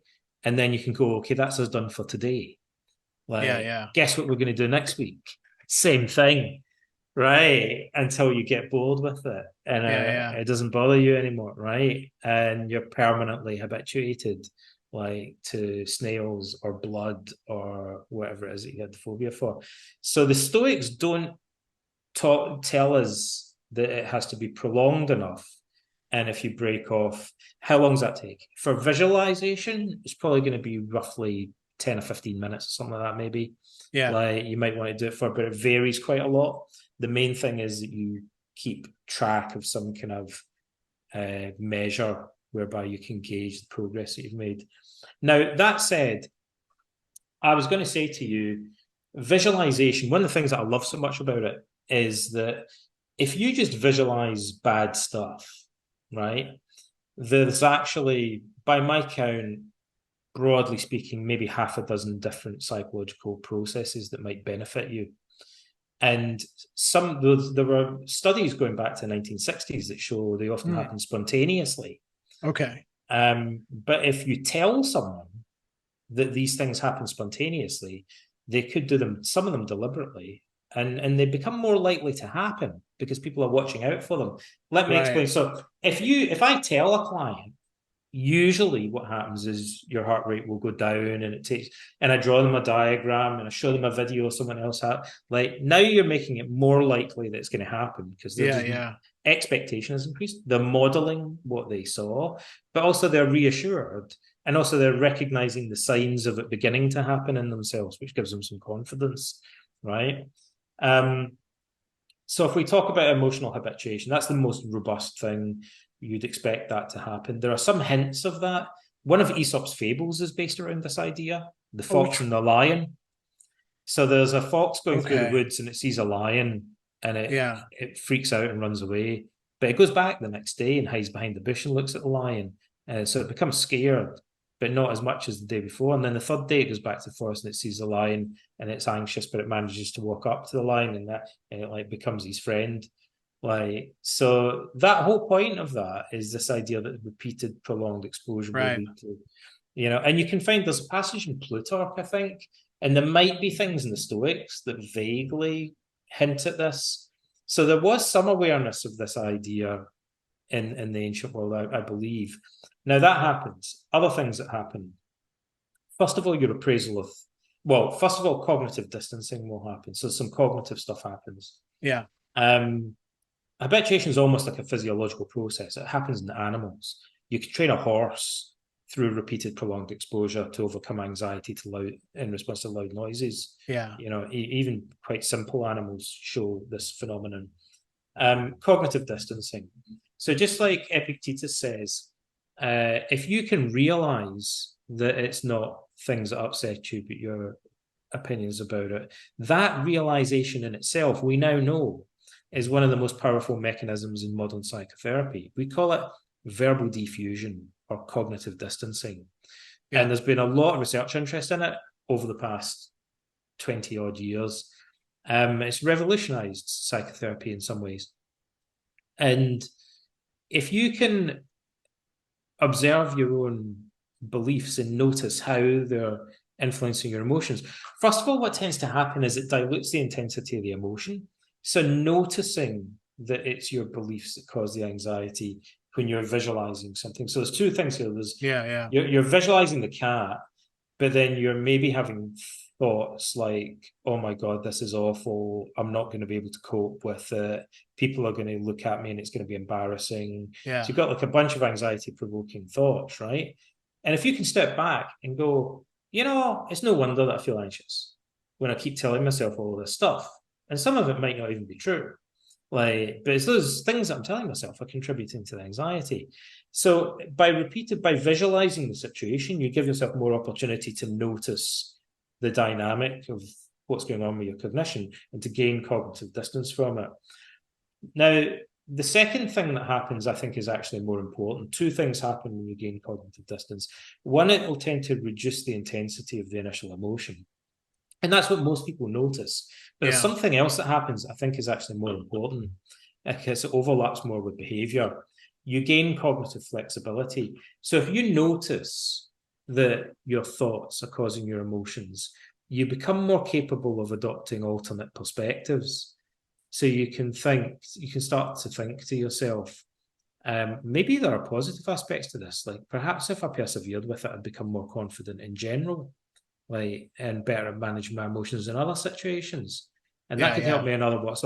So you start to tell yourself other ways of looking at the situation. And we call that cognitive flexibility. You can shift between different ways of looking at it. People who can do that are better at problem solving, right? It's a creative process in a way.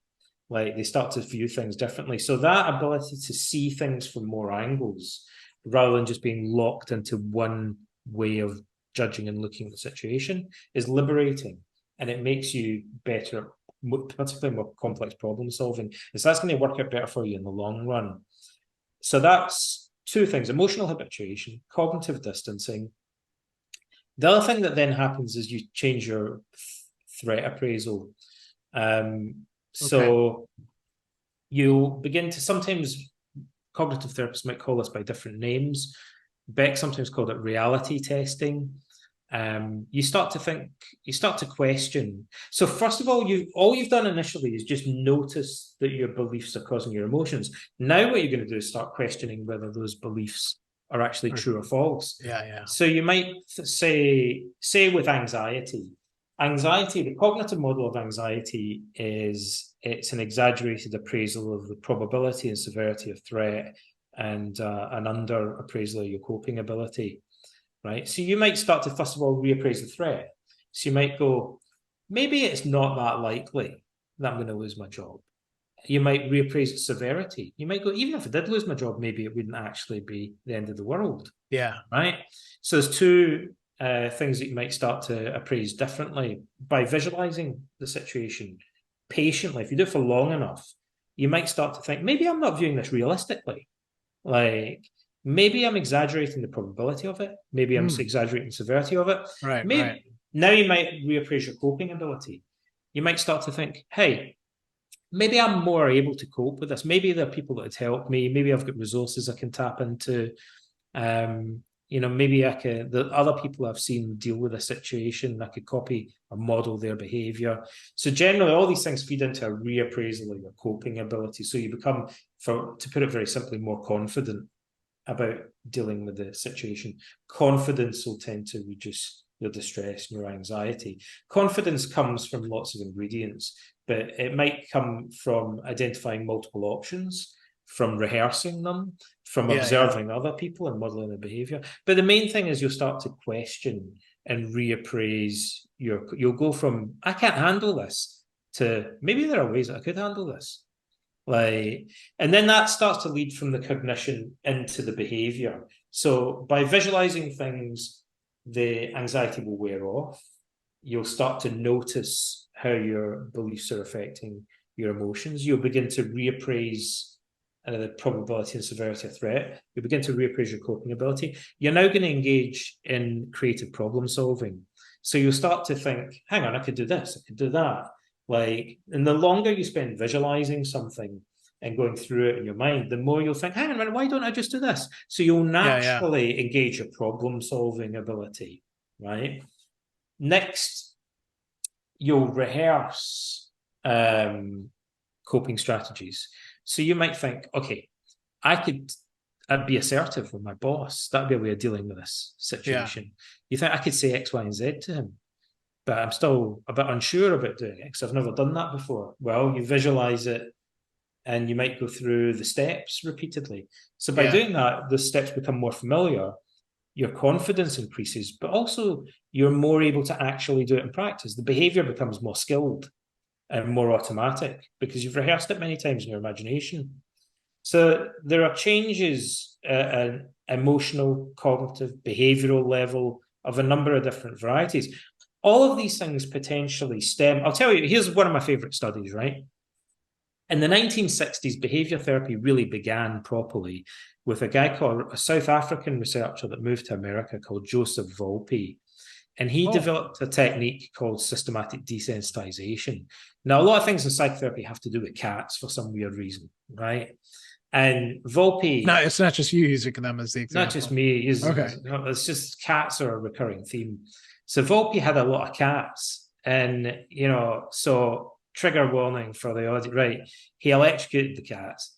But, and apparently he claimed in a way that wasn't actually painful, right? It just kind of startled them. Right.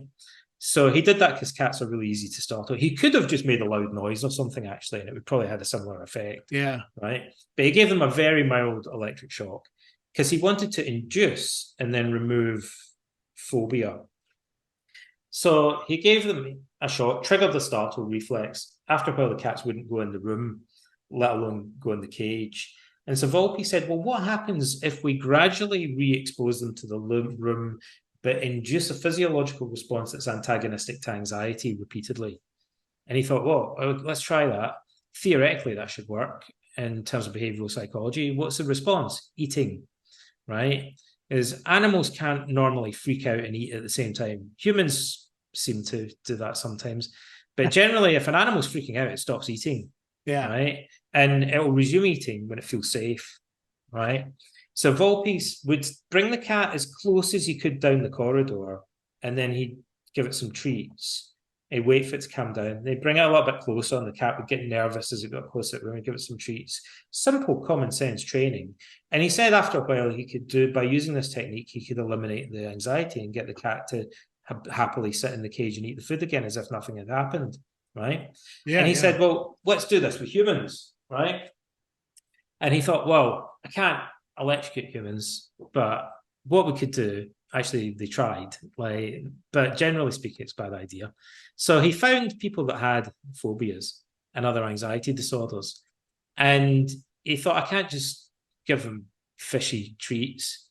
Like, I'm going to have to figure out an alternative. Candy. Yeah, we could try giving them candy, but Yeah. doesn't quite seem right. It doesn't have the motivational force, right? What I'm going to do is teach them a technique that was already established by a professor of physiology at Harvard Medical School called Edmund Jacobson, which we call progressive muscle relaxation.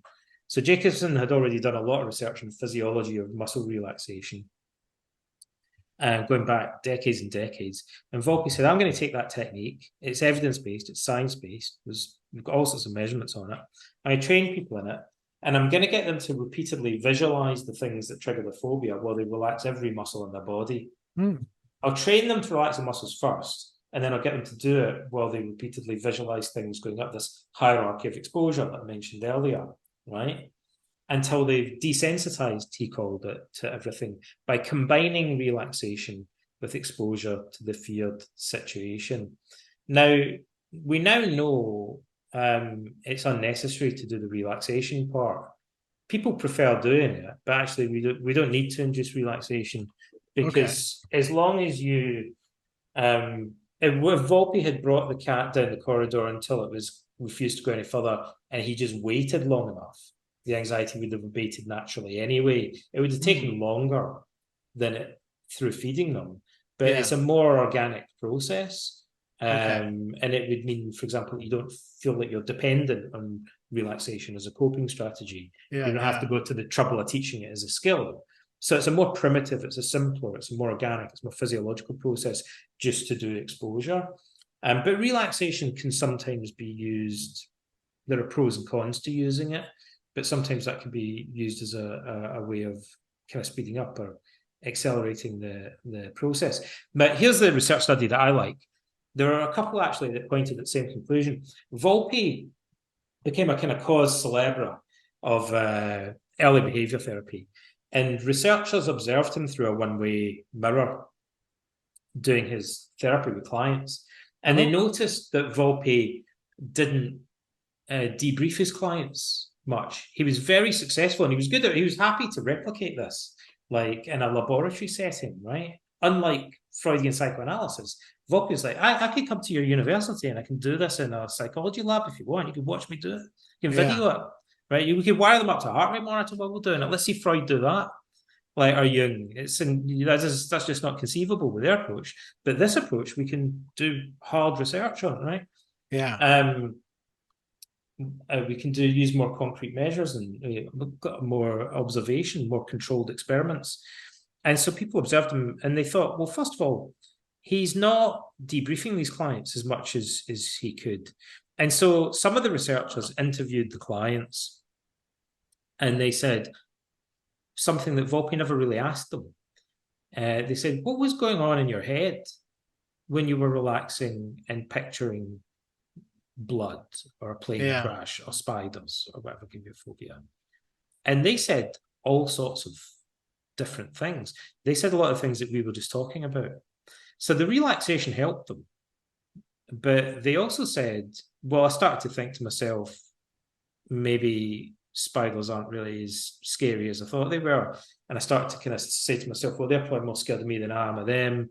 And so they started to reappraise the threat. They started to say to themselves things like, you know, maybe I could do this or I could do that to cope and become more confident. They started to come up with possible solutions to particularly social problems. So they say if they had anxiety about making a mistake in a presentation, social anxiety, they might say, well, visualize, I'm giving a talk and I forget my words and I just stare at the audience and they're all staring, laughing at me. And I suddenly thought I could make a joke out of this. Now they're problem solving, right? They're coming up with possible solutions by creative brainstorming almost. And so they'd start to engage in these cognitive and behavioral rehearsal things. Now, Volpe never knew they were doing that because he didn't ask them. He made the basic error of not asking the client what was going on in their head, right? He just sat there and got them to relax the muscles and said, do you feel better? And they're like, yeah, sure. And he was like, see, it works. But it's like they opened the black box and the interviewers were like, what was going on in your head when he was doing that? And they said, not just relaxation, but these other things as well. And it hadn't really occurred to Volpe that some of these other things might be contributing to the therapeutic outcome. So in the same way with Stoicism, I think the Stoics have some awareness of emotional habituation. They couldn't not. But I think what they're also aiming to do is to apply their philosophy to the principles of the philosophy to the death and poverty and exile that they're visualizing. Yeah. And so that's cognitive distancing. So if Epictetus is visualizing his own death or the death of his children, I must imagine at some level what he's really going on in his mind is he's thinking it's not things that upset us, but rather our opinions about them. And he's also maybe visualizing how a sage would cope and modeling that in his imagination while he's doing this. So all of these Stoic techniques and principles are probably being activated during premeditatio malorum. Maybe sometimes deliberately, maybe sometimes automatically. That's an interesting point. One of the things I keep saying, sort of like Socrates, where people are probably getting sick of hearing it from me, is that people are always, oh, Stoicism is this one thing and you need to learn this. It's, usually the dichotomy of control or something like that. And then I'll say, no, it's a vast system of interconnected things, and they work better when they're actually connected up with each other. So you have to read the texts, and obviously, yes, you have to do practices, but you kind of need to like go through the things. And then I said, by the way, Seneca says this in letter 33, when he's being asked for sound bites.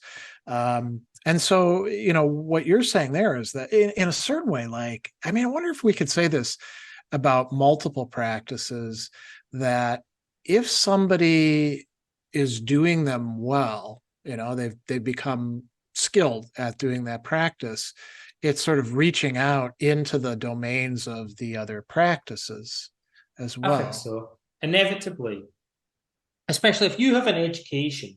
So what this makes me think of is I used to be very interested in Buddhism. At university, when I did my philosophy degree, you take options in your first, second year, whatever. I studied in history of Indian religions in the theology faculty, and I studied history of Hinduism and Buddhism. Studied the Bhagavad Gita and the Dhammapada at university when I was doing philosophy, and I used to go on Buddhist retreats and stuff. And I met a Buddhist monk once, and he was explaining Buddhist mindfulness to me. And he was saying, you just sit and pay attention to your breathing, yada, yada, yada. And, you're not meant to really do that much. You just imagine intrusive thoughts as if they're clouds passing across the sky. And he said, of course, what people, Westerners particular, maybe don't really, our lay persons don't appreciate, is that when a Buddhist monk does this, they've spent years studying Buddhist psychological theories and theories of unhealthy thoughts and desires. And so they have all of that knowledge at the back of the mind when they're practicing mindfulness. So they know what sort of thoughts to look out for. They're not trying to interpret the thoughts and stuff, but they have that knowledge in the mind that's practicing mindfulness. And so you might sit and discuss Buddhist sutras that explain different types of desires or different types of unhealthy thoughts. And then you go off and do your mindfulness meditation like half an hour later. So you have an understanding of psychology that informs the mindfulness practice. And it's the same in Stoicism. That whole system of philosophy is activated when you're doing the visualization or when you're contemplating the sage. I like that term, activated. It's part of your perspective. You can't switch it off. It's there informing, even if you're not having a conversation with yourself about it, it shapes your perception of what's going on. Yeah, that's a good way to put it. Before we end, I did want to get you to talk a little bit about the book that you said it was a new book, but not really a new book because you've been thinking about it and working on it for quite a long time. And it's specifically about Socrates. Yeah, it's all about Socrates. Well, I got frustrated with Socrates because I thought you know, like if you study a subject for a long time, you have these odd recurring thoughts and feelings about it. And so Yeah. one of them was there's a book called Socrates in Love that came out recently by Armand de Geneur, who probably mangled his name, but he says that we could write a biography of Socrates' youth, and no one's ever really properly attempted it. And he has a bit of a go at sketching an outline of it. And the problem with Socrates is that some of our sources are semi-fictional. Yeah. There's a debate among scholars about it appears that some of the historical details that Plato describes are implausible and contradictory and anachronistic. There's contradictions between some of our sources. There's ambiguities. So you know, the usual mess that you have when you try and write an ancient biography, right? Like, oh geez. And then there's huge annoying holes in it. So in the Apology, the most iconic, famous Socratic text that has the most kind of impact on our perception as a biography, Plato emphasizes that the pronouncement of the oracle at Delphi was absolutely critical in launching Socrates in his philosophical career. And he has this whole little story about it. We have no idea when that happened. We have no idea whether it happened before or after other events. And Socrates is like, so it's really annoying if you're a biographer or a historian. And I've often thought we shouldn't let that stop us from telling a good story, right?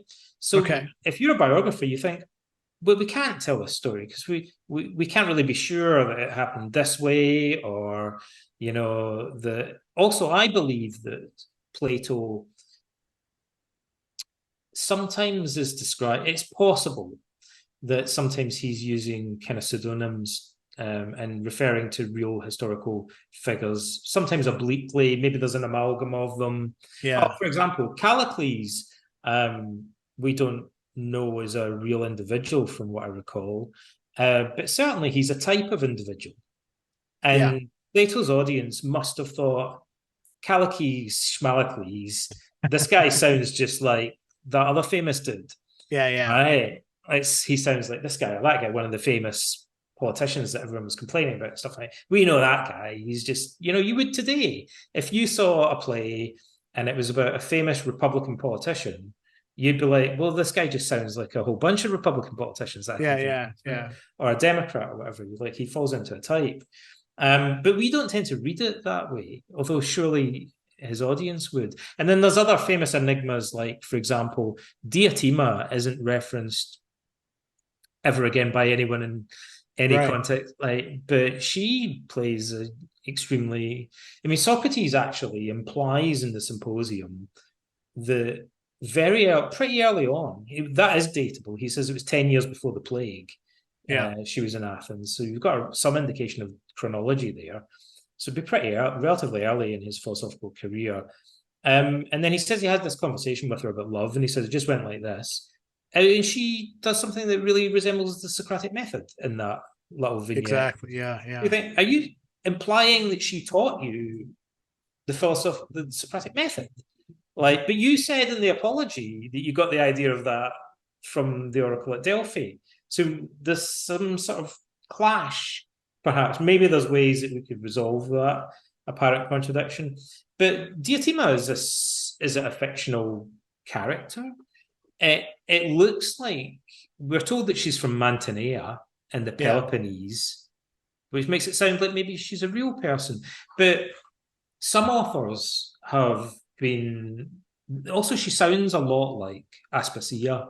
Right. And so some authors have said there's hints that she could be it could be like a pseudonym, or it could be that he's really referring to Aspasia. Other sources tell us that Socrates was friends with this woman who is like a courtesan or a philosopher, a sophist herself. A Tyra, insofar as a woman could be in Greek society at that time. And she's quite associated with Socrates.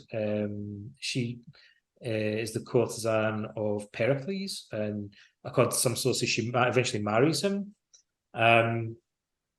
So is this who Plato's talking about? So I thought it's frustrating, right? So we've got this mess, and it's just annoying, right? Yeah. But if you look at it, you think there's a story there that we can't tell because of this shambles, like this uncertainty, unless somebody is willing to just go, do you know what? I don't care.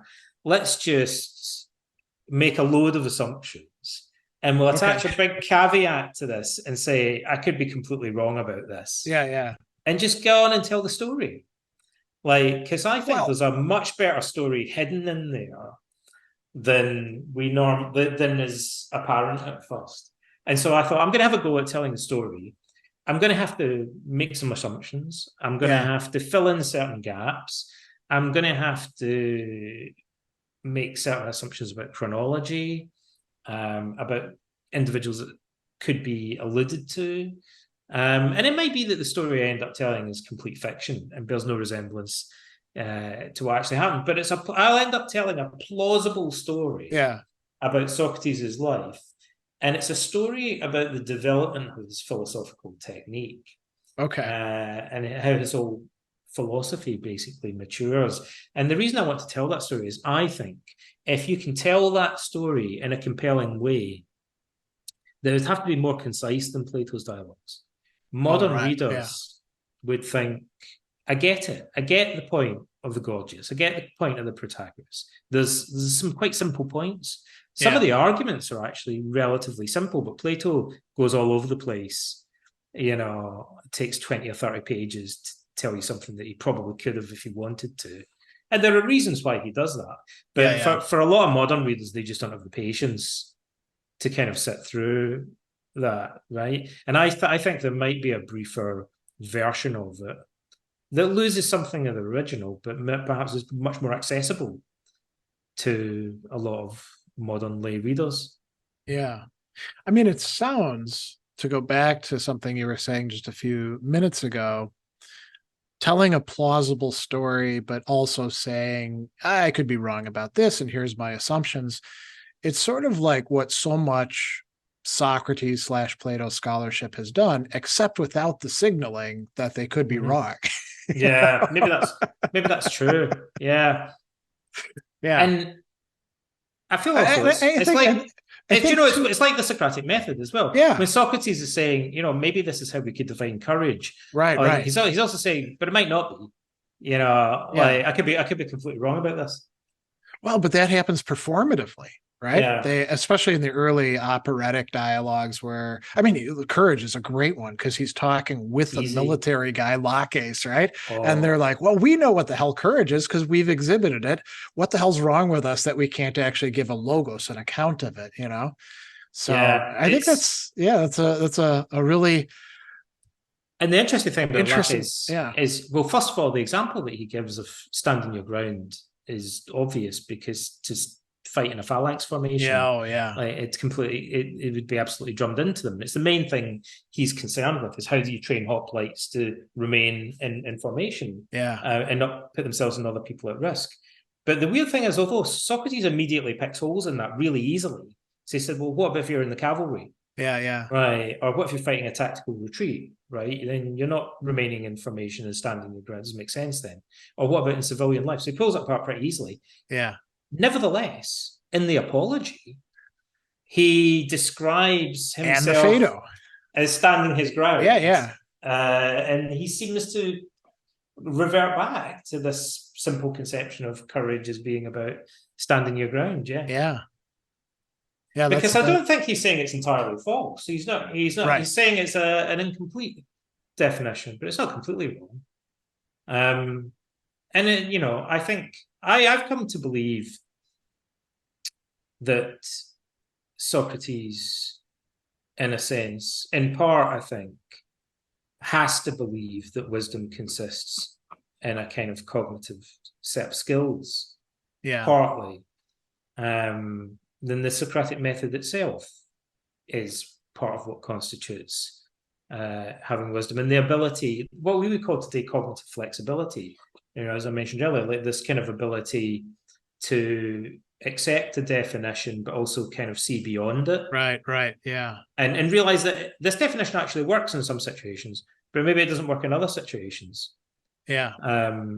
And to be able to not be this is why he talks about being suspicious about books, and also why he doesn't like, he's suspicious about the sophists, because, these kind of ex cathedra definitions of, they'll give you a lecture and then they'll tell you, this is what justice is, this is what courage is, or whatever. And Socrates is the kind of guy who can't help but go, but surely that doesn't apply in this situation. Yeah. We were explaining to a bunch of kids who were in this philosophy club, and we were like, little kids, and we were like, Socrates is this kind of guy who just can't help but go, yes, but to everything. He'd be like, yeah, courage is like standing your ground. And Socrates was going, yeah, but what if you're in the cavalry? Yeah, but what if you're fighting a retreat? Yeah, but what about this? What about that? And the kids were like, that's exactly, we get that. Like, that's what we're like. That's what kids are like. Yeah, right? True. And he was like a kid listening to the sophist, and they're going, man is a measure of all things. And Socrates is going, yeah, but like, maybe if it's hot or cold, you could say if it feels hot to me, then it is hot for me. But if it feels to me that it's going to rain tomorrow, like, it doesn't really work in that sense. It doesn't mean that it is. So this formula works in some situations, but not in others. And I think that leads him to the conclusion that, the sophists want to treat wisdom like a product. Like, you could go to a greengrocer and buy a pound of onions. Okay, yeah. Go to this office and you can just buy wisdom, and they'll just tell you, right, it's believing this or that. And Socrates, I think, wants to say you can't really capture wisdom that easily anyway. And these verbal formulas play a part in it, but you also have to be able to see their limitations. If that is what he's implying, that's very resonant with modern research in psychotherapy. Before we go, I just want to tell you a piece of research. Okay. There's a study that has become very important to third wave psychotherapy. And there are a number of studies that raise questions about what's sometimes called role-governed behavior. And this should be very interesting to analytic philosophers, right? Role following is a big part of like Kripke and Wittgenstein, the analytic tradition. If you get two groups of individuals and you get them to do an experiment where they have to press a button according to a certain pattern, and if they get it right, they get a reward. If they get it wrong, maybe they get a little electric shock or something like that, right?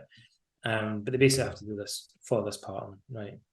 And in one group, you give them a piece of paper with the instructions on it saying, do it 3 times, then pause 5 seconds, and then once more. And that's the pattern to follow. And they'll follow that, obviously.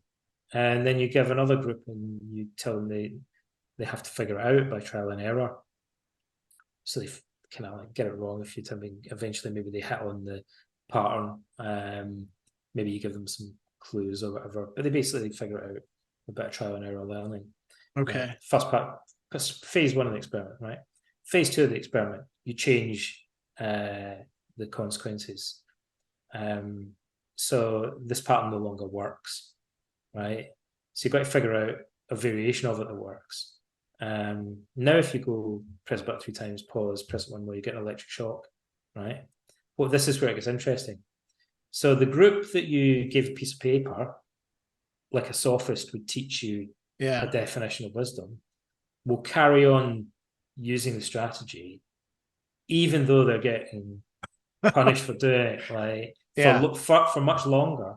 And the group that figured that out for themselves through trial and error learning will be much more likely to adapt and change and figure out the new strategy more quickly. Now, the reason this is so important is that it's obvious to behavioral psychologists in particular that a lot of clients in psychotherapy will tell you that they're using behavioral strategies that maybe work in some situations, but are obviously not working anymore. And yet for some, it's puzzling that they keep using them and not abandoning them and adapting and coming up with a new strategy, right? And it may be in part because they've learned these behaviors secondhand verbally, or they've been told to do them by the parents, or told to do them in when they were at school, or told to do them in the army or whatever. Like, and now they're just following it rigidly. Whereas a guy that's had to figure out for himself, like how to deal with somebody giving him back chat, or how to deal, with failing at something. When he finds that that strategy is no longer working for him, is going to adapt more quickly and figure out a new strategy. And the Socratic method reminds me of that. If the sophists give you some sort of formula for wisdom or justice or self-discipline, it might, say courage is standing your ground. Right. Now, like, I've memorized that. I've gone off and I've learned it at school, right? I'm going to follow that strategy. Obviously, it doesn't work in some situations as a definition of justice, right? But are you going to figure that out quickly and revise it? Or are you going to stick rigidly with it, even though it's not relevant and just keep anymore? plowing away, Relentlessly, right? That would be really unhealthy, right? It's better to be flexible and adaptive and able to revise the rule. Like, a definition is a rule. Like, a definition is a rule about how you apply a concept, like how you apply a word. So the problem really comes down to the problem of rigid rule-governed behavior, like, and not being sensitive enough to cues in the environment to adapt to them. Yeah. Now, I don't want to take us too long, but so we've got somebody giving you a product, right? Take this, go run with it. And then you've got sort of figuring things out on your own. But it strikes me that there would also, and then when we do this, we see this with the people surrounding Socrates, right? That there's also the interplay of, we've talked about this before. Let's think this out some more. How would this play out in this situation? The aspect of other people, learning from not just my mistakes, but seeing other people do dumb things and trying not to do the same dumb thing. So what you've got there is the advantage, similar to cognitive distancing. We are too close to our own thoughts. Oh, yeah. Like, to properly evaluate them, because we're like inside them, right? Yeah. I mean, it's easy. Well, you see this all the time. If you're a therapist or a coach, you look at your clients and you kind of think, why are they thinking this and telling themselves this? It seems like it should be easy to say, you don't want to think that. Like, you're depressed. You think nobody likes me or everybody hates me. Well, that's a bit of a generalization. But when you're in the grip of a thought like that, you're so engrossed in it, you don't have any perspective on it. You don't see it from the outside. Even someone who suffers from clinical depression, if they looked at someone else who was thinking that negatively, they would think, geez, that guy's being overly negative. Like, but they don't have enough distance to take a step back. Yeah. Notice that their own thoughts are biased. Like, we're too close, we're in our biases. Like, so we don't really have the ability to adopt a perspective, but we can see other people doing it. We could look at Alcibiades, for example. If you're Socrates, do you know one of the puzzles with my biography, and I believe I know I've got a plausible answer to this. The thing that bothered me the most about Socrates is I thought you could write a biography of Socrates where you don't really say that much about Alcibiades, right? But I thought you can, because everything we know suggests he was absolutely central to Socrates' understanding of himself. Like, Socrates was completely in love with this guy. And Plato has him talking about it. It's pretty clear, like, that he played a huge role in his life. And one of the puzzles is why? Like, why was Socrates so fixated on this guy? And the ancient answer to it is just that Socrates was actually quite a sexual guy, and he was physically attracted to Alcibiades, and so you think, well, is the moral of the story just that Socrates is fallible? Like, nobody's perfect. And so he fell for this, like, incredibly handsome young guy he fell in love with. I think there's more to it than that. This is my version of this story, right? Okay. So in the Apology, Plato says that the first thing Socrates did was go to the wisest men that he could find. He said he went to a statesman first, and he doesn't tell us his name, right? And then in the Protagoras, Plato portrays Socrates rushing to go and meet Protagoras. Now, Protagoras was referred to as the wisest man alive. Yeah. So if I was Socrates and I really took the oracle seriously, I think Protagoras is the guy that I should go to first, or someone like. Pretty soon he's going to be top of my list. Yeah, yeah. Right? Everyone says he's the wisest man alive. Like, he's the one that I need to go and speak to, of course. As we see that happening in the Protagoras, right? Now, I think the problem, what's going on in Protagoras, lots of things going on in Protagoras. I think there's a problem. I think Socrates comes to realize by talking to the sophists that intrinsically, because they claim to be wise, they are defensive and they're useless as interlocutors because they're unwilling to be completely open and honest with them and to admit they're too invested in their own reputation. As soon as you say, I'm the wisest man alive, you're now invested in your reputation in a way that prevents you from admitting when you're wrong, or even being completely honest about your reasoning. Right? You're intrinsically going to be defensive. I think he liked Alcibiades, and the one argument is that Socrates over time seems to become more interested in talking to ordinary people. And in the Apology, he kind of says that. He says, ordinary people seem to me actually to have more wisdom than the people that claim to be wise, and the great politicians and so on. But particularly, he was known for talking to the youth of Athens. Why would he become so interested in talking to the youth of Athens and Alcibiades rather than talking to the sophists and great intellectuals and orators? He was initially very drawn to these people. I think because he realized that in order to have a really effective interlocutor, he needs somebody that's going to be unashamed about making mistakes. Like, he needs somebody that's going to be flexible and open-minded. And I think he found that more among young people than the old. They didn't have a reputation for wisdom to defend. Even Alcibiades had a reputation for aristocracy and courage, but he wasn't pretending to be a great intellectual. Like, we're told Alcibiades wept, like, because, he became vulnerable in the presence of Socrates. Like, and he was willing to admit that he was confused and didn't understand. And the other key thing that we see in the Theaetetus is some people ran away and refused. Protagoras is kind of portrayed sort of avoiding being questioned by Socrates, whereas other people, we're told, found it addictive and they kept coming back for more. I think Socrates would naturally have found it's more likely to be young people like that found this addictive and came back to it. And the professional wise men are going to, of course, run a mile. Like, because how could they maintain their reputation and their status if they keep hanging around with this guy that keeps making them look stupid? I guess that's one of the simple enigmas about Socrates, is that these guys are going to be out of a job if they hang around with him too much. But the ones that are going to be fine with it are the guys that I never claimed to be a great intellectual to begin with. And I think, what we see happening is he suddenly realizes that he has more to gain. Again, it's about the process.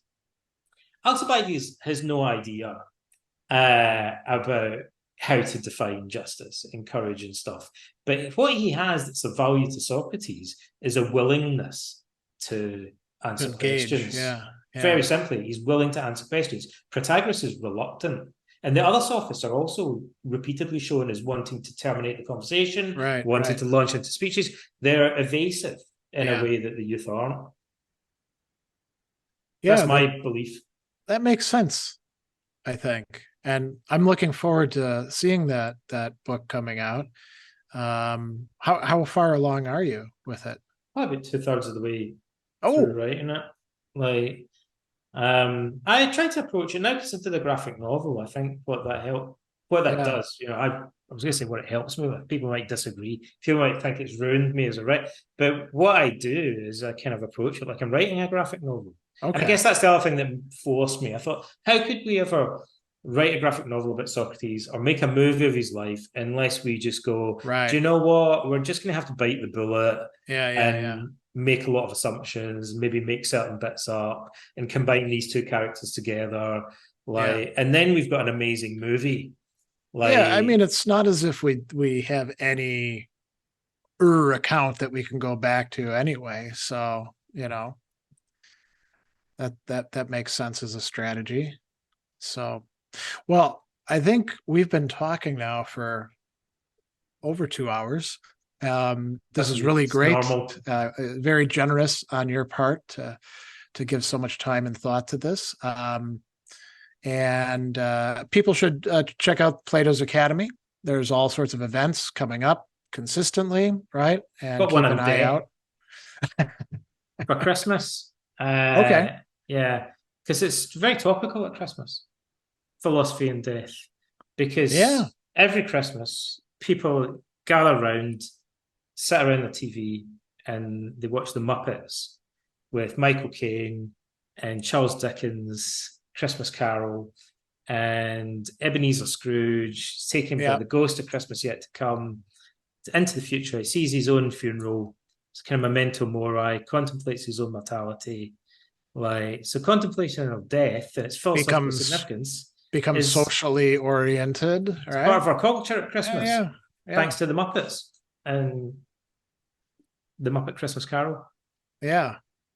All right. Well, thanks so much for coming on, Donald. It's been great to catch up a little bit too with what you're doing. I always enjoy our conversations.